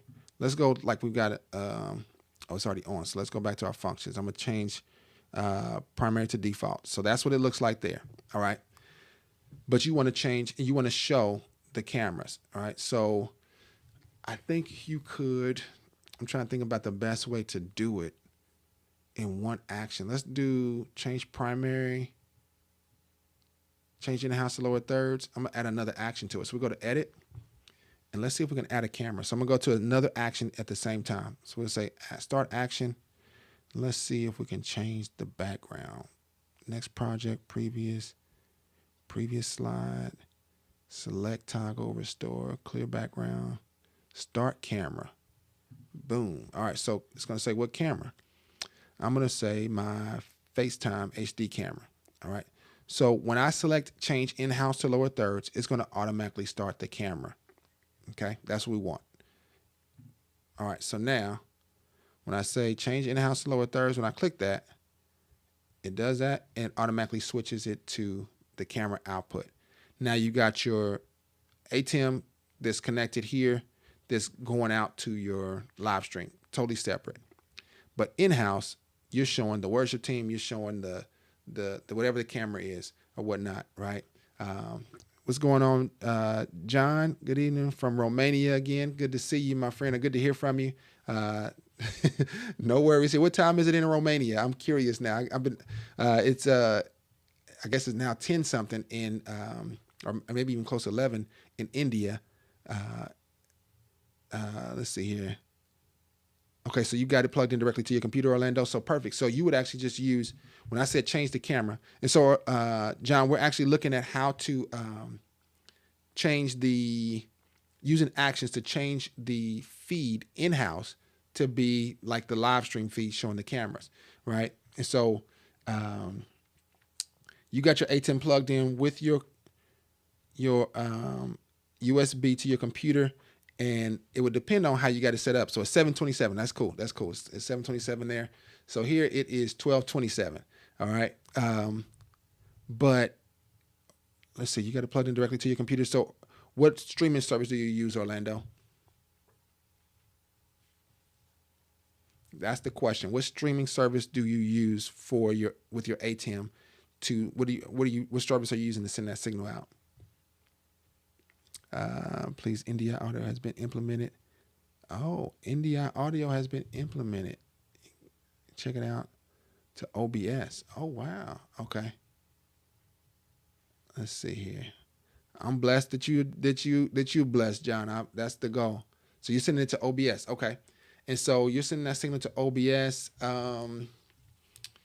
Let's open up OBS. Let's see. Look, Daniel got me really thinking. Let's see. I got an OBS here. And you said, and so I don't have the update, so I can't really do that with you guys right away. Libra, what I'll do though is I will I'll set it up to where I'll probably make a video to highlight that once I do figure it out and play with it a little bit, see how reliable, how it works and all that kind of stuff with that audio on NDI. That's really cool. So you got OBS going, and yeah, so you should be able to have that camera active on, well, no, this is a NDI feed, I believe. So this is streaming through NDI. What I would do is I would probably send out your signal from OBS through NDI. So I would make, so say distro AV NDI settings. I would make a main output, or let's see here. Output name, preview output. I would probably make my main output be the signal, and then I would put that into the program, and you can find NDI for FreeShow by going here and selecting NDI. And so I've activated it in my OBS. I think it should be sending out a signal. Let's see. Let me turn it on. All right, so I got that there. And so in FreeShow, it should show up. You have to go back out to refresh it, kinda. Let's see if it'll find my OBS NDI feed. So it's got my outputs here. I don't see my OBS going out though. Let's see here. So my outputs, I've got NDI active on these. That's fine there. That's for the stream, my primary. I got NDI active there. So I can see those, but I want to see my OBS output on NDI. Let's go back to OBS, and I got to hit OK. That would help. All right, now let's see. I'm gonna come back out. I'm gonna click on screens and go back to NDI in my screens here. So there we go. So now I can see, I believe one of these is my OBS feed. I can't tell though because it's so close. let me turn off. I can't turn it off completely because I'm using it. Oh, I'm in a pickle here, man. Let me see. So my outputs for stream, I don't need OBS or NDI on that. All right, so I'm gonna turn that off. Let's go back to my show. Let's see. So these two, okay. So they're both showing. I just don't know which one is OBS. They both say Gary's MacBook Pro. Oh, I have to start the virtual camera for it to go? Let's see. Oh, so you use the virtual camera. Oh, yeah. Perfect. Okay, so we'll do virtual camera. I haven't used OBS in a while, man. All right, so the output types, you can pick which one you want. You can actually pick. So this is where I would just make the virtual camera. In this situation, I would actually make it be a certain source. And you can make it be the actual camera. So you can have your input camera. So you can pick it so it's going to be literally a clean feed from the camera as opposed to actually showing the lyrics and all that stuff, because you can still put those back in over in FreeShow. So this is FreeShow primary. That's fine. That's fine now because I've got it's showing, it's going to overlap on my end. But yeah, so you can do that. Long story short, you can do it. The main thing that we did though is you had to set up some actions, because now we've got it set so we can change in-house to the lower third setup, right? Now what we need to do is we need to change it back to the default. So change, let's see, change stream to default, change primary to default. So when I click that, it goes there, but it didn't get rid of the video. So check that out. So now we got to go back to in this one. So change primary to default. And let's see if we can edit that one to add another one to say, to change the background. Let's see here. Start show, set template, no. Next slide. Toggle output, nope. Change stage, nope. Restore, nope. Clear background. We could do that. We could do clear background because it's got that camera on. I'm just looking to make sure if there's anything else that would make it even simpler. Let's see here. Select output style, no. Change output style. Toggle output. All right, so we would clear background. Okay, so we would make that be, when we do change it back to default, we need to clear the background and then make that be a part of the option. So we're here, we want to show the in-house lower thirds. We click that and it automatically shows the video. And then we want to change it back. It would go to black to start. We got to figure out how to make it not go to black. Let's see if we update. It won't even update. All right, so let's go here. It'll automatically go to purple when you advance to the next slide. We have to play more with those actions to see. It says, so Libra says, you can change the NDI output name? Oh, that's a good question. Or a thought, I should say. If you're telling me, that's cool. I didn't know that. Let me pull my show back up. I pulled my screens down.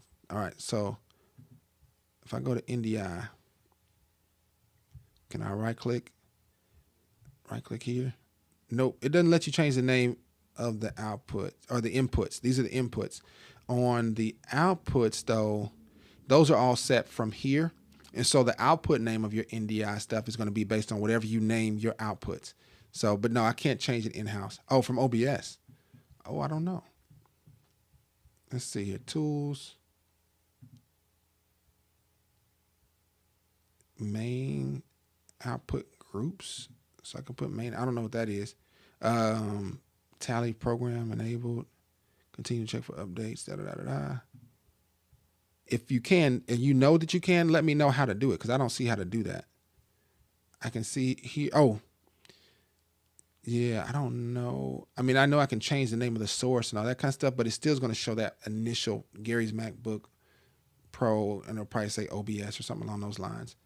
But yeah, so you can change it. My mind would be probably, Orlando, if you're trying to go back to the deal with showing it the way it is, maybe consider having that particular slide just be black, right? The blank screen in the background, which, like I said, some churches do that. They don't want these. I'm not gonna call them goofy. These are my favorite. I like these. I call them grunge backgrounds. They kind of got some texture to them, but you can have it be completely black and it'll be fine too. Go ahead with your two other questions. And if you guys have any other questions, let me know. I'm wrapping up. I've done my recap.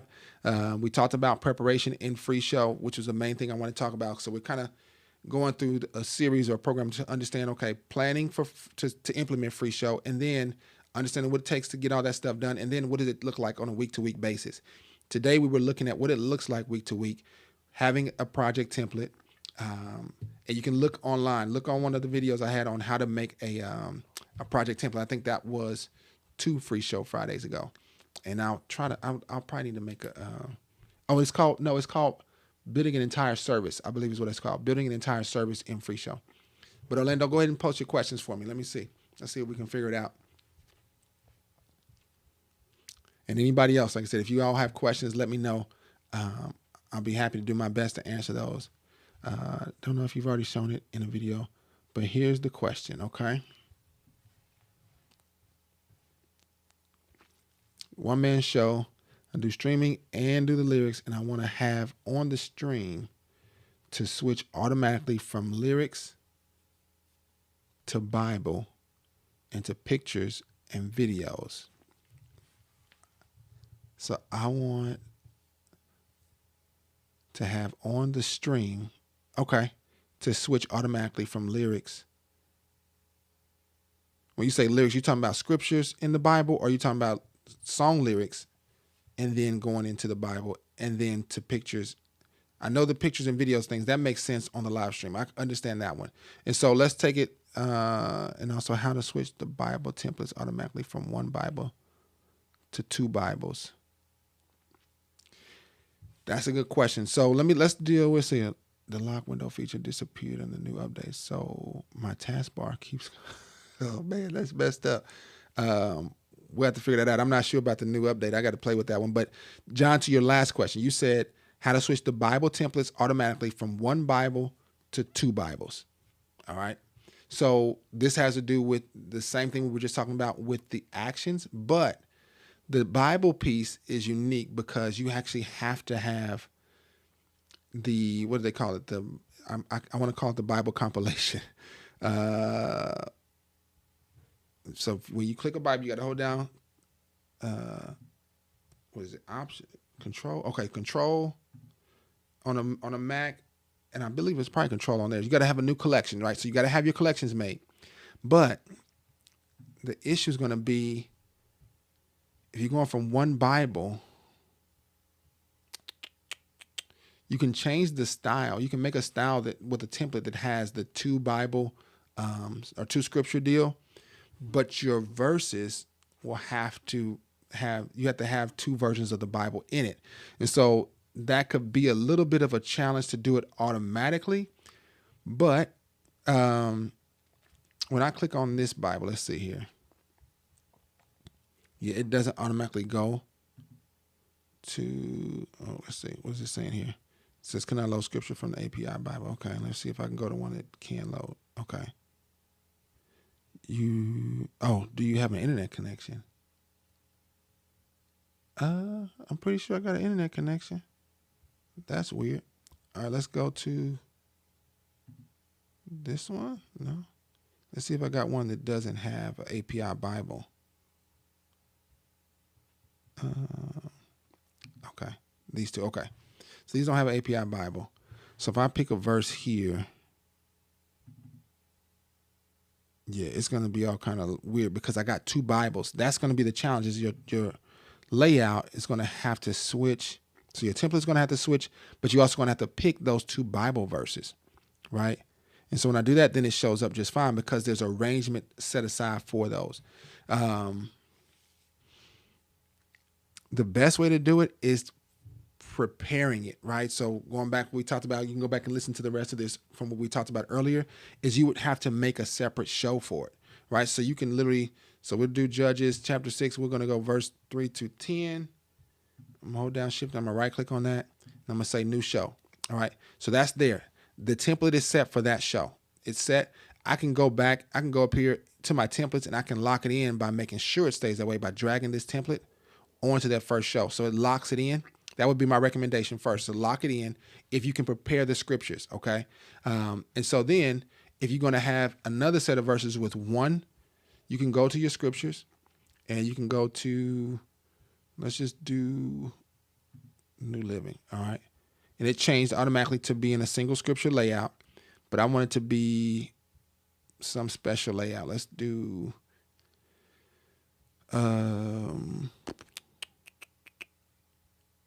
let's do scripture stream only. No, I don't want to do that. I'll keep it at the basic. I'll keep it at the basic scripture. Okay. So we got that one. When I do, let's do Judges chapter 7, and I'm just picking random verses here, so forgive me, you guys. I right click on that and say new show. Now look at that. That's a different template than when I go to Judges chapter 6, because I locked that template in. When I go here, this one's locked in, but I want to make sure to tie it to it. So I'm going to go to the scripture templates.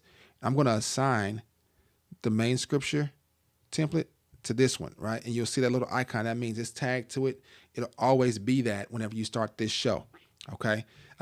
So now you got 2 verses and you got single verses.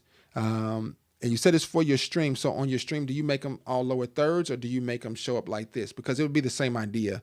You would just pick the double scripture lower third option. If you haven't downloaded it, you can download that. Let me see if I can drag that on here. You got to get rid of that one and then click this one, and then I'll drag it on. So now I've got these double scriptures. So I got the lower thirds. So let's say you've got lower thirds, okay? And I'm going to do this one. I'm going to make this judges be lower thirds. Okay, perfect. I see you said yes. So I'm going to make this one be a regular lower thirds as well. Let's do the script box. And you got to select it. Actually, turn it off. First thing you do is select it, and it'll automatically go to it, and then you drag it on to lock it on for that particular show, all right? So I got this one set for here, and I got this one set for here. So we got 2 shows, and these will be in our teaching time. You know, I'll get rid of this old judges when I did earlier, so I'll remove that. I'm gonna drag this into this is a part of our service, okay? And so we got those there, and you're a one-man band. So the biggest thing you got to do is prepare it. So if you know the verses, this is the best way I can know to do that. And so you want to make it switch, you would just navigate through. So you just go through your slides, and when you get here, it's going to automatically adjust. And then when you get to this show, right? So I'll go back. So let's go back to this one. When you go through all these slides, all right, I'm just going through, arrowing to the right, and we're seeing all those different slides change, different verses, and then it automatically will change for you, okay? Because you actually made the show have that template tied to it, okay? And it'll automatically keep going, all right, when you arrow to the right. And so that's the first thing, right? So you talked about, let's see, so on one man band, so how to have on the stream switch automatically from lyric, oh no, not the lyrics, how to switch the Bible templates automatically from one Bible to 2 Bibles. You've got to have the prepared scriptures to do it. And as long as you have them prepared, you can highlight them ahead of time, add them to your show, and just put them back to back next to each other, and you can do that. If you're trying to, and the reason I say that is because you've got to pick the Bibles that you want as well when you're making that shift from 2 Bibles to 1 Bible or 1 Bible to 2 Bibles. You got to actually pick the Bibles, and I don't think there's an action that's tied to selecting a certain Bible collection. So you can't really do it that way. Now, the other part of your question, when I have on the stream to switch automatically from lyrics to Bible and then to pictures and videos, all right? And this goes back to what we just did earlier when we talked about adding actions from the functions area. And so we made an action that changes our stream. Let's see, it changed stream to default style. And so your stream is here. And so I've got my stream to where it doesn't show, it's got the lower thirds Bible as a default, along with the, it's a transparent, lower thirds transparent. So that's why it looks like that, which is fine. But I want to show this with some pictures. So we got to get a picture. So let's get a image from our media. I'm going to go to online. I'm just going to find an image from Unsplash. And this is a purple something. All right. Tree on a body of water near a mountain. It's purple. All right. So I'm going to drag this up. All right. And so we got this image. Let's see if we can do something with that image. I wonder if I can add this image to, it says add to project. The image piece will be different too because of the images, since they're not on the computer, I don't think you can drag an action to them.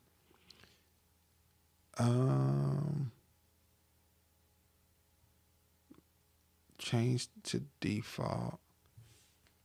Let's see, if I drag this on to here, it won't do anything. But if I click this, let's see if it'll let me change this. Yeah, see, those actions, they don't tie to those online versions. But if you've got pictures that are yours, right? So if you got your own images, if I go back to my media and I go to, let me see, I don't know what pictures I've got here, you guys. Let's see. I got a picture of my big head there. All right, so let's drag this picture in. My headshot. All right, so I've got a picture of my headshot in there. We'll get rid of this. Let's go to shows. All right, so with this image though, so I'm gonna get rid of this one. Remove. I think we can add an action to it. And if you can't, then you would have to add it. You have to make it be a part of an actual slide, right? And so let's see if we can put an action on that one. So let's say, yep. So it won't let you do it that way. So what you got to do is you actually have to add, I'm sorry. We'll go to shows. You have to make a new show because I got a show here. So we go to show, we can go to edit, and I'm going to make a new slide. And on this slide, I've got to add the media. Okay. And the media, then I would choose it here and I would pick that same image. So let's go to my pictures. I have my headshots in here somewhere. All right. So we'll put that in there. All right. So we got the picture and we want to make it be as big as we can get it to fill the screen. At least that's a possibility. You may want it to be different, but we're going to change this to say blur fill. All right. And that's kind of my new favorite default. All right, so it fills it up to where it fills the whole screen. All right, so now I've got that, and this is an action on it to change the default. We don't want that. I'm going to get rid of that. Okay, so for this part of it, and we can delete this slide. So I've got my teaching notes. I'm going to name that. I'm going to rename that to call this a picture. So you would have to make your pictures into a slide. All right, I'm going to get rid of this one. And then you can add an action that says, okay, when we get to this picture, we want to change the stream to be default. All right, and see how it lets you add that tag to it. And so when we go to this song, all right, so the song is showing, this is my lower thirds. It's got that photo option on there. I don't know why that photo thing is still there. It's got that Unsplash link on there. I got to turn that off. Let me go to the to the media.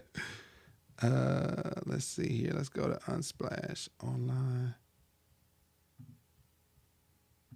There and there. Okay. So I deactivated that. So now it's gone. Okay. I had to deactivate that little deal. All right. Let's go here. We got that. And when we get to our last slide, my next show is going to be the pictures. So when I arrow over, it's going to take me over to it. And when I click it, it makes that picture default to show up here, okay, as a part of the actual live stream. It made it look just like it does in-house. And then when you get to your next part of your show, okay, you want to add another action or function from the functions to change the live stream back to that transparent lower thirds. So we would just drag that on to here. All right. So I've got my show going. I'm on the pictures show. When I go over, watch what happens. It changes back, and I just arrow to the right, and it puts it in there, okay? And so that's what you would do for that type of setup, is that you would make an action. You would add your images, your videos, whatever you got, to a show, and then in those videos, so they would have to be like in a show, okay? So you can't have like a YouTube video and do this, because we just learned earlier, too, that you can't drag the YouTube action onto a YouTube video, just like you can't drag an action onto a media that you should drag into your show. But you can, or to your project, but you can add an action to any show that you have. All right. German from Bermuda, what's going on, my man? All right. So hopefully that helps, John, with your automatic, right? As a one-man band, I could completely relate to you. But that's how you would automatically switch from lyrics to Bible on your live stream, right? On your stream, is with the actions. go back and look at this video. We went in depth in setting them up. I think you might have saw some of it that we did as well. Let's see what other questions we got. So Orlando saying the lock window feature disappeared in the new update. I don't even know what the lock window feature is. I heard you say, or I saw that you said it. I don't even know what is the lock window feature for FreeShow. I never use it. He says, okay, my other question is, I'm currently using FreeShow or Free Worship, I'm sorry, and because of its limitations, I'm forced to move to FreeShow, but my song database was in a format that is not readable. Oh my goodness. Yeah, that's a problem. Okay, are there free databases out there I can pull from with a format that's compatible with FreeShow or a converter that I can use to make my already built database user? The question is, what is that database built in? Like, what's the file name? And I would just do a research on that to let's see, in FreeShow. And so the import options you have for FreeShow, you can import it as text, so you can export that particular file type into text documents, and that would probably be the simplest way. See if you can export it to text. I guess a Word document, if you got a Windows computer, would be fine as well. But I would say text files would be most easiest for some converter software. So whatever that file type is, I've never used Free Worship, I think is what you called it. Never used that. So I can't speak exactly to it, but whatever that database file type is, look up online for a converter from that file type to just text, right? And then you'll be able to import that into FreeShow. All right. Okay, their database. Okay, great. Thank you. From John. Jason Lawrence, good morning. Not sure if this is a design flaw, but I noticed when I present, then try to take down whatever I'm presenting, I have to click that present arrow twice for it to come off the screen. Yes. No, that is by design, I believe. I know what you're talking about. But here's the deal. If you're just trying to take everything down, the quickest way to do that is just hit clear all. And that's a one click. It clears everything away. Okay. That would be my recommendation instead of, because if you're doing it in the middle of the service, you never want to just stop. You don't want to take off the presentation. And this is something that it's naturally to do. I work with another church, and that's what they were doing when they first heard about FreeShow. They launched it, and they didn't have really. I told them about it on the Tuesday. Said I'm using that next week on service on Sunday, and they used it, and that was it. What I would say is never clear your show presentation during the service. Just hit clear all, and then you can also hit restore all if you want to as well. All right.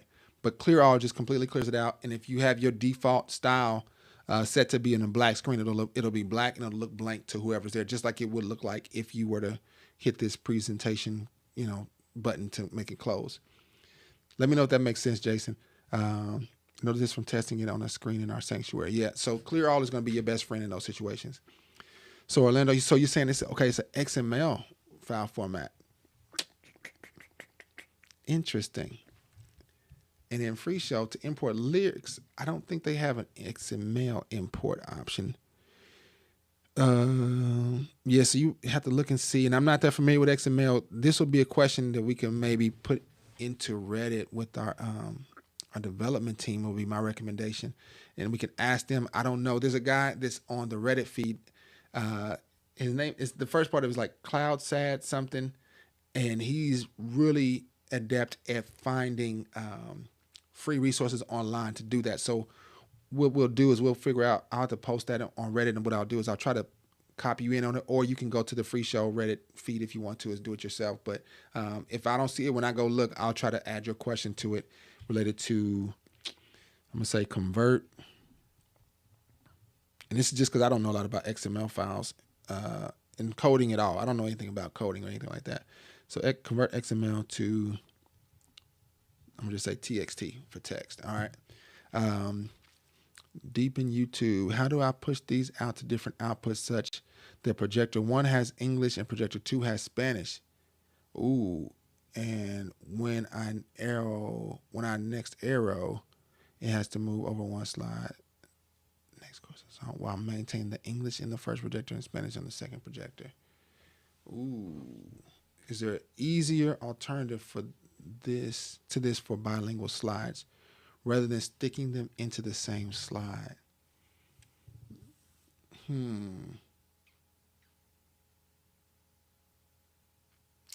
You said I made a video called Cusk. What's that, Orlando? I'm not sure what that was about. Watch one of your videos and you mentioned it, and I think it's called Cusk. Kusk. I have to come back to you on that one, Orlando. I'm not sure what that one was. But for the bilingual slides, man, that is an interesting question. So you want to have one show going in English and one show going. Okay. It's possible. Here's what I would recommend. This is not this is the Garry version of how to do that, at least, right? I don't know. There may be an official way to do this, but going back to those two different languages, right? The first step I would recommend you take, like I misspelled picture. Y'all didn't even tell me I misspelled this. Y'all can let me know that stuff. I'll fix it.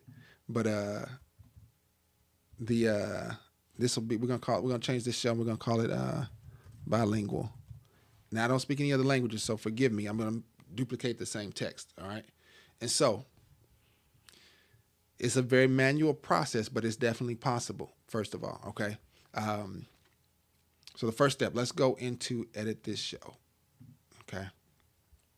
I'm gonna make a couple of new slides, and it defaults to duplicate that stuff. It's kind of cool, but it's hilarious to me. So I don't want these to have a picture on them. So ignore my big head. Oh man, I didn't want to delete the slides. I wanted to just delete the background. Okay. So we're gonna add a text box, but here's what you got to do. You got to add two text boxes. All right, one for English and one for Spanish. So I'm going to go back and add another text box, and it's a bigger one. And for now, they're going to be separate, right, in different spaces, and we can overlap them later on, okay? Because they're going to have different text in them. So this is going to be English, let's say, and this is going to be, I think you said Spanish, right? English, yeah, Spanish. All right. All right. That's about as much Spanish as I know. I got kicked out of Spanish class when I was in middle school, which is kind of crazy. Not because I was acting up, but they just ran out. They ran out of space and it was too full, so they put me in another language. All right, so we're gonna make this one say more English stuff.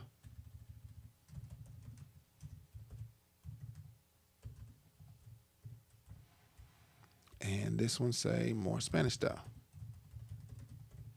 All right, and so you would have to arrange it to where that is the case. And forgive me if that's not capital. All right, and so we got two different slides here.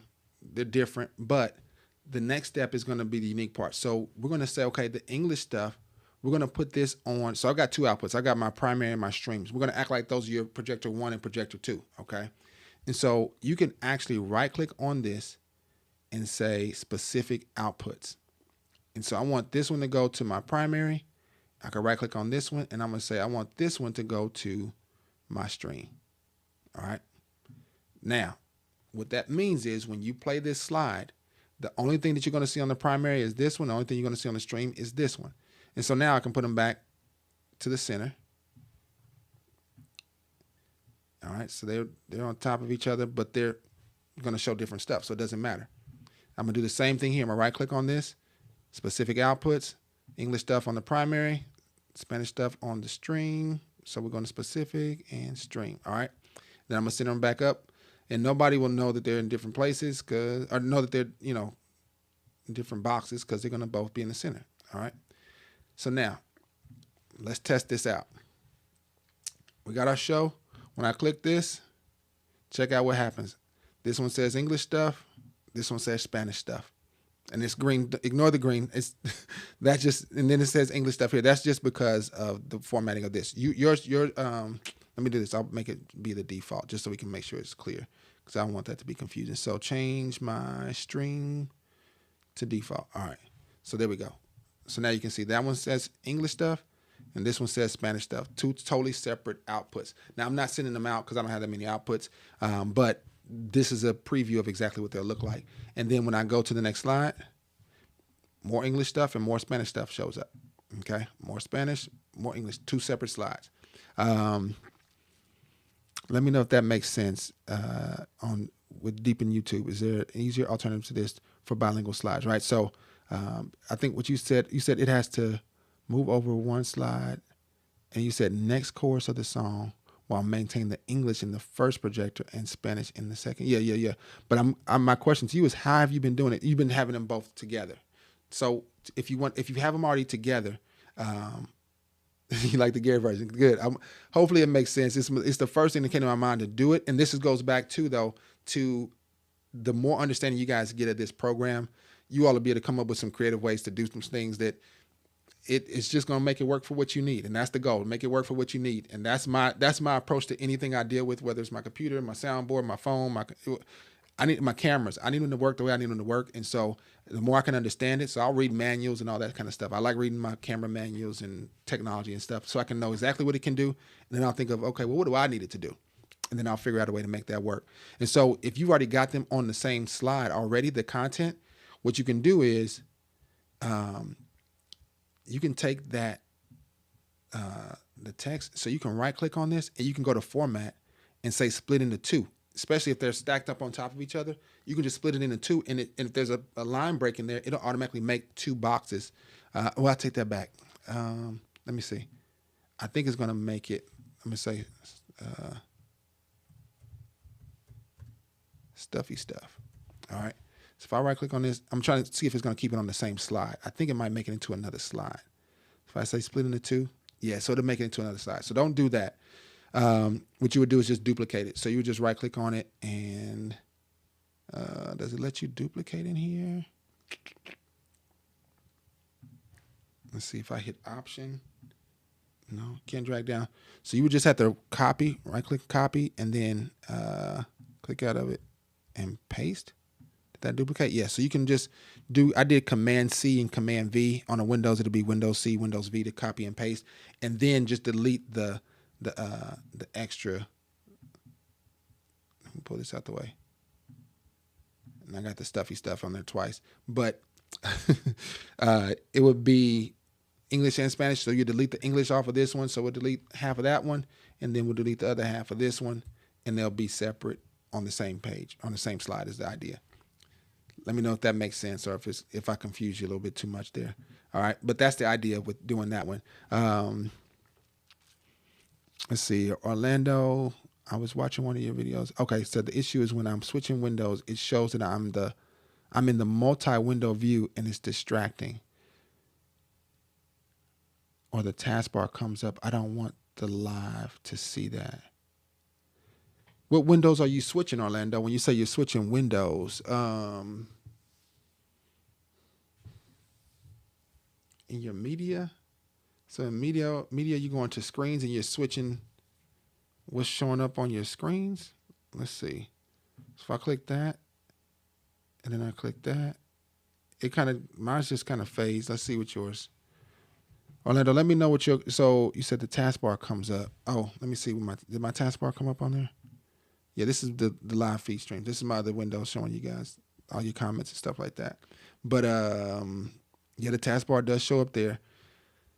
Let's see here. Videos, and you mentioned it, and I think it's called Cusk.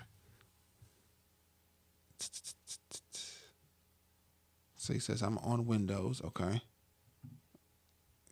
I'm in Windows. And so you're saying you used to be able to make the window in your operating system not show the bar at the top?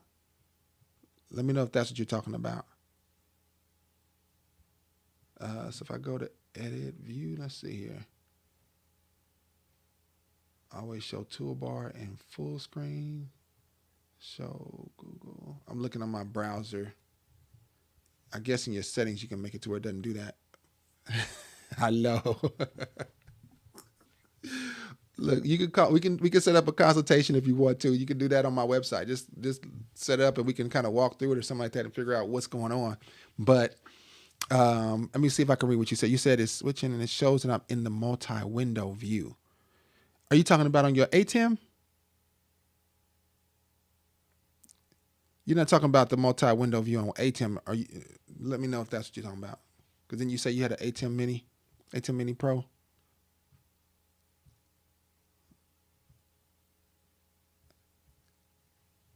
Because if that's what you're talking about, that's totally different. Switch windows, it shows that I'm in the multi-window view and it's distracting.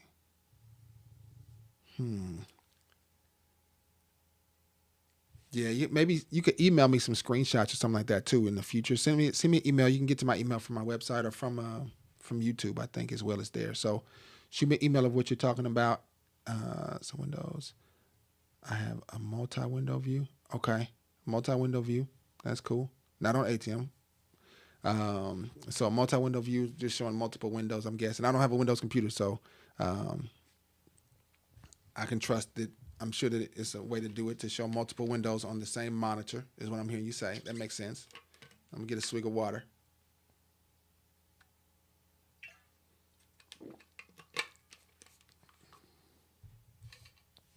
And what's it doing? So you got multiple windows showing. Let me look, the stuffy stuff. This is hilarious. I'll switch that so you guys don't have to look at stuffy stuff all the time.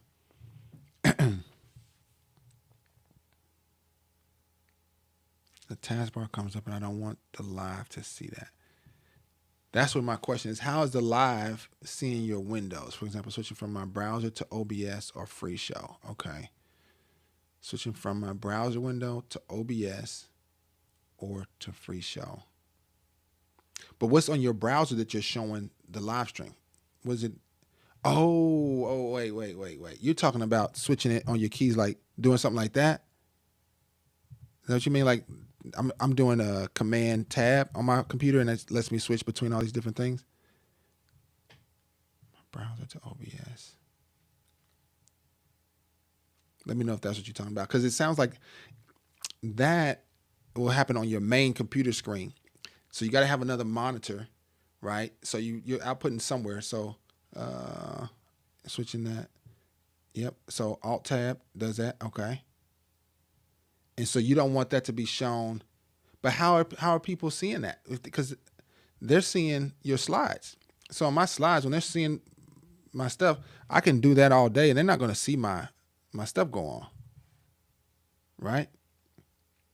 And so how are they seeing your screen? And I guess the question I have is, why are you showing your screen though? That's the issue. Like, what is it that you're showing on the main computer monitor, I guess? So Alt and Tab on the Windows, on the Mac is a Command Tab. Yep. Oh, let's see. Maybe you guys give me another instruction now. Ooh wee. I don't know what I just did.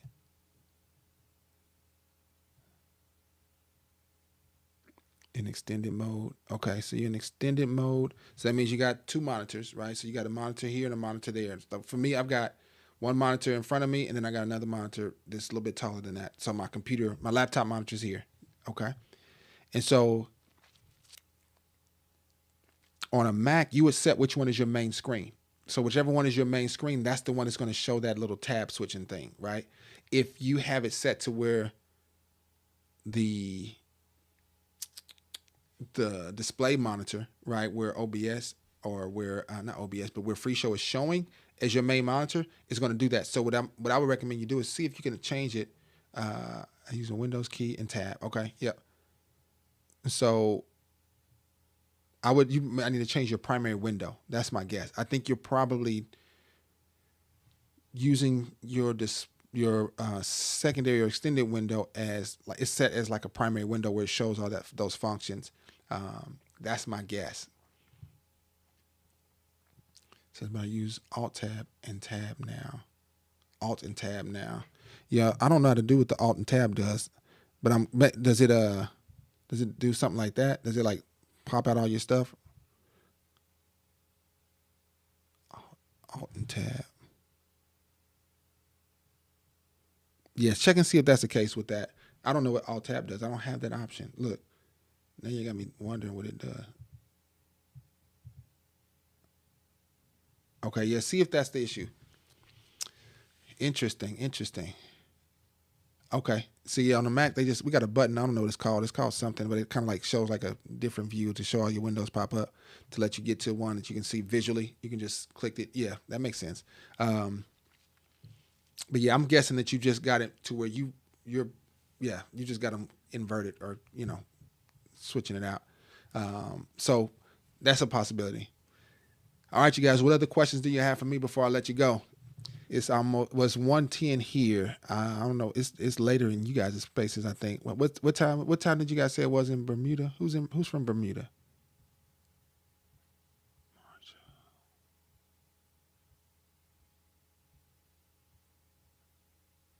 I don't even know if I can search through the chat real fast. I don't know how to find it real quick.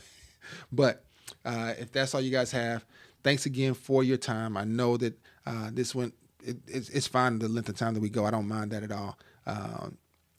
Let's see. But previous version of FreeShow had a lock window feature. Interesting. I didn't know that. I never used the lock window. I see the toggle full screen. Can you show how that set can be done? Oh, let's see. Another question. Also, I remember in one of your videos you showed a 3 output system where the third output was to the choir that showed the current slide, and then the upcoming slide and a timer. Can you show how that can be done? Can you show how that setup can be done? Okay. And so that was the stage output is my guess that you're talking about. And so let's see here. No problem, Orlando. Hopefully that helps you, man. I'm going to do, let's look at our settings and let's set up this stage output option. So I've got a primary, I've got a stream, and then I've got a stage that I need to set up. So I'll go to my outputs. And to do that, you just go down to the bottom and click add. And you'll see an option that says normal, and you'll see another option that says stage. When you click on stage, it automatically pops in another preview, and you've got stage layouts that you can create. Okay, so these are just like a style, right? When I go to outputs, let's see, if I go to my primary output, they call it use a style, and you can pick from your styles that you've got over here. The stage is a little bit different, and I don't even know what I called that stage output. What was it? Was it, oh, did it go to this one? Yeah, I think it's that one. So, okay, so this is the 45-minute speaker. Okay, so this is the stage output I've made, and it's called the 45-minute speaker one. But the way that you make those, it's a little bit different, all right? Let's see here. All right, so he said it's right there. Oh, kiosk mode. I got you. Thank you for clarifying that. I was like, what is a cusk? But yeah, so kiosk mode, you can still use that. Well, I don't know. I take that back. You said on 1.9 they don't have that option, you're saying. That's interesting. Ooh. I never use kiosk mode, but I can see the value in it. And if it's gone, that's oh, it's only for Macs? Interesting. I didn't know that. Okay. Interesting. That's crazy. I know on a Windows computer, back when I worked in corporate America, they had kiosk mode like on PowerPoint, where you can make it to where, I think it was called kiosk mode. Yeah, kiosk mode is correct. And so kiosk mode is here. So it's there to where it basically, like you said, it locks the screen. Basically, it locks it on there to where, like, if you had this at a mall and you were showing a loop, you know, it wouldn't allow people to walk up to it and change the presentation. It would be locked in. On Windows, there isn't this option. Interesting. I didn't know that. Okay. And John, are you in 1.9 or 1.8? Because I'm in, not 1. I'm in 1.3.8 is the one I'm in. Let me see. No. I'm toggling, trying to get back to my, to show my mode. I don't know which version. I think I got 1.3.8. I don't think I have it. Let's see, how do you transfer the songs from FreeShow? Free worship to FreeShow. Okay. Well, let me get back to the last question I had, which was from Deep in YouTube. All right. So the stage view, going back to the stage view real quick. Let me go back to that. I didn't change my view. Let me change this back. Toggle focus mode. I'm going to toggle full screen, turn that off. All right. And I'm going to turn off focus mode. All right. And so I don't know if you guys ever done this focus mode thing. It's crazy. So when service starts, you might want to use that to toggle focus mode. And what it does, it disables like all these, it makes these little icons. But then over here, it just like turns off the options for you to go to your settings and all that kind of stuff, which is kind of cool. If you have, it's kind of like that kiosk mode thing we were talking about, where it stops people from accidentally pressing something and changing the settings. All right. And allows you to focus. But this is like setup mode, I guess is what it defaults to. All right. So I was telling you that your output needs to be you need to have a stage monitor. So this is a stage monitor here. It looks like this is an example of one. I made this one myself. And I'm gonna show you how to make those. So they're unique because when you set up a stage, this is called 45-minute speaker. This one's called just stage, and it's there. But the reason why these names are coming because of the stage layout. And in the middle up here in this top section, this is where you actually edit your stage layout. So if I click on the word stage, it brings me to all these different layouts I've created, and you literally can make them however you want. And so if I said new layout at the bottom, on the bottom left there, it pops up a new one, and you name it what you want. So I'm gonna call this one new stage for YouTube. All right. And so, so you guys are on the beta version. Interesting. You guys might want to send them some feedback that you guys got that beta. Let them know that you want that kiosk mode back before they release it full-fledged. I don't get the betas because I want to make sure I'm using what everybody else is using, but I don't even really know how to get the betas. I think somebody told me how. I never got it. And so going back to the stage view, so you start out with a blank page, and then all you're doing now is just saying, okay, it gives you a list of all the items you can put on this one or on your stage display. It is going to reflect. This is going to be the same for everybody. Everybody can put in a current slide, current slide text, current slide notes, next slide text, next slide notes. That's going to be the same on your device as mine. The outputs are the same. You can put out your current output on this display if you wanted to on the stage display. The time is going to be the same. But my timers, I got a lot of timers, you guys, because I do a lot of trainings on this. So the timers are going to be different on yours. You may have none or you may have a few. If you want to add timers, you have to go back into your drawer, right? So you go back to your show and click down here to functions and go to timers, and you would have to add a new timer. And all of mine are listed here, and I got a bunch of them, all right? And so those are coming from. But going back up to the stage, if you want to add a current slide text, I would click current slide text, and it shows up. And then if you want to go back to your items, you want to add the next slide text. I will click next slide text, and it pops up there. All right. And so it shows up. Now it looks kind of bland because it doesn't have any way or any text with it. So I can't type in anything on this stage view, but I want to show that this is the current and this is the next. You have to click this little icon on the right side that says more options. And what it'll do is it'll allow you to add your labels. And this is something I think is important. You want to show labels, and then it'll give you those titles, and it shows that that box, the little border box, okay, that I like. And so these are separate boxes, but they're right next to each other, okay? And so let's say we want these to be at the top. We can do that. Now, the reason why I selected the slide text, okay, it's not my recommendation or opinion that you would do the current slide itself. Now, here's the deal. So the current slide, it comes in and actually looks like that. And I thought that was really cool. When I first saw this program, I was like, oh, wow, that's nice. I like that. It shows exactly what people see, right? What's being shown in the main show. And so it's good, but the downside of it is a resource hog. It literally takes up a lot of resources from your computer, and it'll start to slow things down. And that is not welcome during a live service. And most likely, the most important thing for your speakers, your singers, is to see the text, okay? They don't necessarily need to see the graphics that go along with it, right? They don't need to see the motion backgrounds or the textured background. So I always recommend that you remove this. I just click it and hit delete and just show your actual text of your slide. So you go to items and you'll say current slide text or next slide text, okay? If you have notes on your slides, you can add the current slide notes the same way. You simply click on it and it'll bring up a box for you to bring that in as well. This slide doesn't have any notes on it. I made a video recently about how to add slide notes. So if you want to know how to do that, you can check that video out. And those notes would show up here if you selected that. I'm going to delete that. All right. Now, the other helpful thing that I think is really nice for speakers is to have maybe a system clock that just shows the current time, right? And so you can show the current time as big as you want here. And then you can also show, I'm going to go back to my items.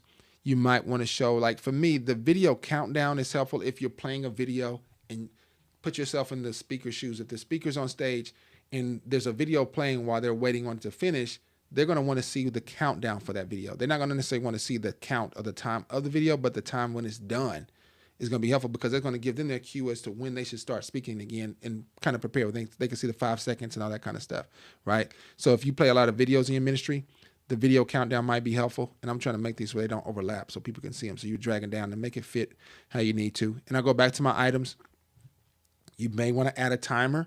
Like I said, that's why I had that one called, I had one called 45-minute stage view. This is stage, new stage, default, 45-minute speaker view. So this is when I just clicked on these. So this is where they all are listed out, and you can pick one or any one that you want, and you can transition to these throughout your show or throughout your project in terms of the service, because your singers may want to see something different than your pastor. That's why you can make multiple stage views and why that's helpful. Okay. And so this one has current slide text, next slide text, video system, and then this 45-minute countdown timer. All right. And that's for the speakers, and they can see it and they would like to see that. Singers may just want to see something like this, where it just shows the current and the next slide. They may not want to see the slide notes, but they want to see the time. You might have a worship time limit, right? So you guys might worship for 30 minutes and then you know that you're going to transition. The singers or the musicians, they will want to see that time that they have counting down. That might be helpful for them as well. Or if it's a certain time of day, you can just have the system clock and they'll know, okay, at 1:30, we know we got to wrap up, and that'll be there. So that's the stage view. That would be some tips on how to do it. You got to start out in the outputs, and then you got to add, you got to add a stage. Okay. And that view would be something that typically you'll see in the back of the church facing the stage, so the people that are on stage can look straight back and see it, or it might be on the ground, right on the stage, just at an angle slanting up so they can actually see if they look down, right? Or I've seen it at some ministries where it's on the front row. It's a big old TV monitor on the front row, so when they're looking down towards the stage or forward, however raised or low it is, they can look forward and they'll see this stage display that shows them these details, and nobody else can see it. Right. The people that are sitting in the pews or sitting in the seats won't see that because it's too low for them, or it's on stage away from them, or it's in the back. Right. That's the idea with that. All right. Calvary Chin Church says, how do you transfer the songs from free worship to free show? That's a good question. And so let's see. Free worship has come up a lot. Let's see. Import. Do they have an option here? I don't even see free worship as an option, but somebody asked that earlier. They've got a lot of songs in the database from free worship, and they said the database is an XML file. What I recommended to them, and the same thing I'll recommend to you, is figure out how you can get that XML file just to be a text file. So convert it to a text file, and then you can import that text file into FreeShow. That would be my recommendation. I don't know if the developer has a way to, let's see here. This is for free worship. This is the second question. So I'll see if we can get with them to see if there's a way to get that. I've never used free worship, so I'm not that familiar with it. I'm not sure if it was as popular as it is now, which is kind of cool, but I don't know if it was as popular as it is now when the developer designed these import options. So maybe there's a way that they can make that work. I don't know. I'll make a post in Reddit to let them know. I got a couple of questions on that already today. I'm not sure if you've ever had this kind of issue, but this is John. He says, but for me, when I changed the template on Bible, it would change on both the primary and the live as well. The same template and the live as well, the same template. Yes. And so it depends on what your setup is for your live stream, John. So with your setup, you want to make sure that your live stream is using a different style. Okay. And when you pick a different style for your live stream, the most important thing, let me go to one of my live streams here. Let's see here. I think I got one just called stream. I thought I did. Well, I thought I had one just called stream. Oh, I got lower. Okay. I got lower, transparent lower thirds. Let's call it that one. Okay. So the main thing when you do your live stream is to set up a style that overrides your slides. Okay. So this middle of the page is overriding your slides to say, okay, I want all of my live stream slides to have a certain template by default to override whatever template I pick for the Bible option. Okay. And that'll do that. Okay. So let's go back. So right now, if I go back to my show and I go to my scriptures, right now my Bible template is set to, I'm going to pull this up so you guys can see a little bit better. is set to be in just a regular scripture template. Okay. So when I double click a scripture, it's going to show up that way here. But look at what happened on my stream. It actually stayed in that lower thirds transparent because my lower thirds transparent on my, this is my stream, is set to override. Okay. Any template that's down here is set to override it and make it a lower thirds transparent. So you need to check your styles and your settings, right? Make sure you have it, and then make sure to turn off the background. That's what I would say if you're doing any video with your live stream, which is typically what we do, right? You would turn off the background and then make an override for your slides and an override for your scriptures, so they would stay in the lower thirds or upper thirds or whatever your template is that you want. All right. He says yes, but when I go to scripture, I want to change the template, and it changes both. Oh, that's cool, John. So you said if you export the songs from OpenLP, it is exported in XML. So basically you could try the OpenLP. Oh, nice, nice, nice, nice. That's a good idea. Yeah. And if that doesn't work, see if you can import them into OpenLP. Going back to that comment, because that's a great idea. See if you can import them in OpenLP as XML files and then export them out of OpenLP. Because I don't know about what XML, there may be some coding or something, and whatever. But yeah, that's pretty cool. So try OpenLP. For those who were talking about free worship, John says OpenLP exports in XML as well, and it works in FreeShow to import those lyrics. Excellent. He says yes, but when I go to scripture, so when John, let me know, when you talk about go to scripture, are you talking about from down here, or are you talking about like a scripture that you've already made here in this already a show? That would be the question I would have. When you go to the scripture and I want to change the template, it changes on both. Let me know. But when I go to scripture and I want to change the template, it changes on both. And I want to change it. Okay, so if you go to scripture and you want to change the template, okay, so let's go. I changed this one. I want to change this template to be bigger scripture. Let's do, that one's already set. Let's do big with no box, all right? So this is what my scripture is going to look like. When I double click it, it changes here, big with no box, but it does not change on my stream because it's set to not change. It's set to be overridden with that. Okay, so the first one, you want to, so I got two outputs, and you said you got a live stream. Do you want it to just be one? Let me turn this off. I'm going to turn off these outputs, this extra stage output. I don't need that one on right now. So you got, let me know if you got two outputs first of all. Let me make sure I read that right. Transfer songs. Want to change the template? Yeah, because you said you got changes on both, the primary and the live. Yeah. And so do you think that's going to make sense or work for you in terms of changing? You got to change your style, right, on your output. And so that's in the settings. This is a part that's set up for FreeShow. You want to make sure you set this up from the beginning to say, okay, I need to make a style for my stream, and I want to make sure the background is off all the time. I got mine set to green because I can run it through ATM and it'll chroma key it out. You can make it be you can make it be black, right? And then set on the output side, you can make it be transparent.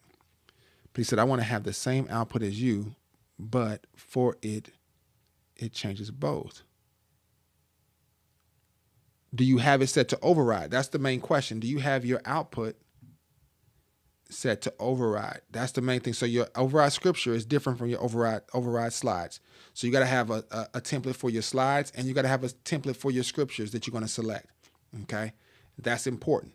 So I've got, if you downloaded my basic template pack, for example, it'll have template for scriptures, and it'll have a template for like presentation or just slides, just that are not scriptures. And it just has one box. But the scripture box template has a white box and then a little orange box to show the reference, all right? Really? You got the override done. Well, I don't know how to duplicate that because, well, you got the override. Make sure that override is set on your, now you go to your outputs and make sure it's assigned as your layout. So I'm going to go to, like, for example, my stream, I've got it set to that transparent layout. That would be the next question. Is it assigned as your use style for that? And then your primary has a separate one. That's a different one. My primary is just called default. All right, let's see here. So Love Life Digital Media, how you doing? Let me know where you guys are from. They're jumping in. So if was it deep in YouTube? If you're still on, let me know where you're from. Calvary Chin Church, let me know where you're from as well. But Love Life says, is it possible to show the current live stream from Facebook in FreeShow? To show the current live stream? So somebody asked earlier about, can you import or show a current YouTube live stream? And you cannot copy and paste the link, but if you have the YouTube, so let me go back to my live stream here. I'm going to click it. I'm going to mute my computer so you guys don't hear it coming through my microphone. Oh, let me see if I can make it play. Okay, view and oh no, I can't even watch my current live stream. That's weird. Like I can't watch it like a. Maybe I can if I go to my channel as a guest. Let's see. I should be able to. So I'm gonna go to Garry B. Jr. real quick, and I'm gonna show you guys how I would stream a live stream if I wanted it to show in FreeShow. And so if I go to the live, click that. Okay. And so first thing you would do is you would maximize it, right? So you maximize it, fill the whole screen, and then I would go to media. And then in media, you got this option to show screens. And then I would pick a window.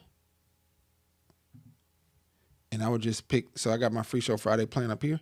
So I would click that, and then I would clear out the slide text here. And you can see that that is my live stream. So you can do it that way, and you can play that in if you wanted to. I'm not sure what the use case would be. So you're trying to stream in a live stream into the in-house service? Help me understand that. All right. But that's what I would say you do if you wanted to bring in a live stream. I think Orlando might have asked about that earlier too, but that would be my recommendation, is to just share a window. That would be my thoughts. Let me know if that makes sense. Let me stop this window. All right.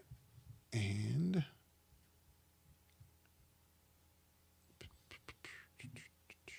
we turn that off. All right. I've never looked at my live stream while I was streaming like that. That's crazy. All right. So it says, and I stream on Facebook through OBS. Okay. So yeah, Love Life Digital Media, that would be my recommendation, to show it that way. Just share the window. So go to media, go to screens, and then go to window. But you got to have that live stream, opened up. It says, I want the current stream to play in-house. Yeah. So you can do that. Yeah, that's possible. It might be delayed. Well, if it's on Facebook, it's definitely going to be delayed quite. I don't know how long it is, but it'll be delayed. That's how it is on YouTube too. There's a delay with it, which is fine. But just keep that in mind. Let's see here. Stream on Facebook through OBS. So you stream on Facebook. Oh, John, you were talking to Love Life. And Love Life, where you connecting with us from? What city, state, or country are you coming from? We'd love to know. All right. But John, I don't know what's up with that. The settings you have for your output, for your live stream acting up like that. That doesn't really make sense for me right away. The only thing I can think of is you might have a setting. So you might need to check your templates, right? Check your templates to make sure you don't have a specific output set. I don't know. I can't imagine that would be the case. I can't imagine. Okay, Jersey City in the house. All right. Welcome. Greetings from Georgia. I don't know about your situation though, John. I cannot say for sure that I understand what's causing that to do that. It is a bummer. Let me think about it. I have to, if I can come up with a way to duplicate that, then I can try to help you figure it out. The only thing I can think of is that you've got the same style set. That's the only thing I can think of that would make those show up the same. I wish I could help you come up with a solution for that. All right, you guys, what other questions do you all have for me? I don't think I missed any. We got a lot of stuff done today. We were talking about all kinds of stuff. This 1.39 data, 1.3.1.3.9, I don't know. You're talking about stuff is missing. I don't use kiosk mode, so I probably wouldn't matter. It wouldn't bother me, but I'm looking forward to it because of some other things that I want to see. So hopefully it'll be good. All right, you guys, be blessed. Yeah, keep digging into it. And if anything, make a post on Reddit and show a screenshot or something like that, or even a screen capture if you can. The team is really good online with helping with that. That's what I do. When I have a question, I'll make a video. I'll put it on my YouTube channel and make it like a unlisted video, and then I'll just share that link in Reddit so they can see exactly what I'm dealing with. You can do the same thing. You can send me an email of that if you want to. I had somebody do that recently. They just sent me an email from their, I mean, not an email. They sent me a email, but they put a YouTube video that they made unlisted and shared it with me. And you can do that, and I can kind of look at it that way too. All right? Especially for those digital things. Now, if it's hardware related and you know, walking around your church and all that stuff, that would just be more of a consultation that we can just set up and we could do a live Zoom call or something like that. All right. But have a great rest of the day, you guys. Be blessed. Some of you all, it's nighttime already. For me, it's lunchtime, so I'm about to go eat some lunch, and we'll talk next time.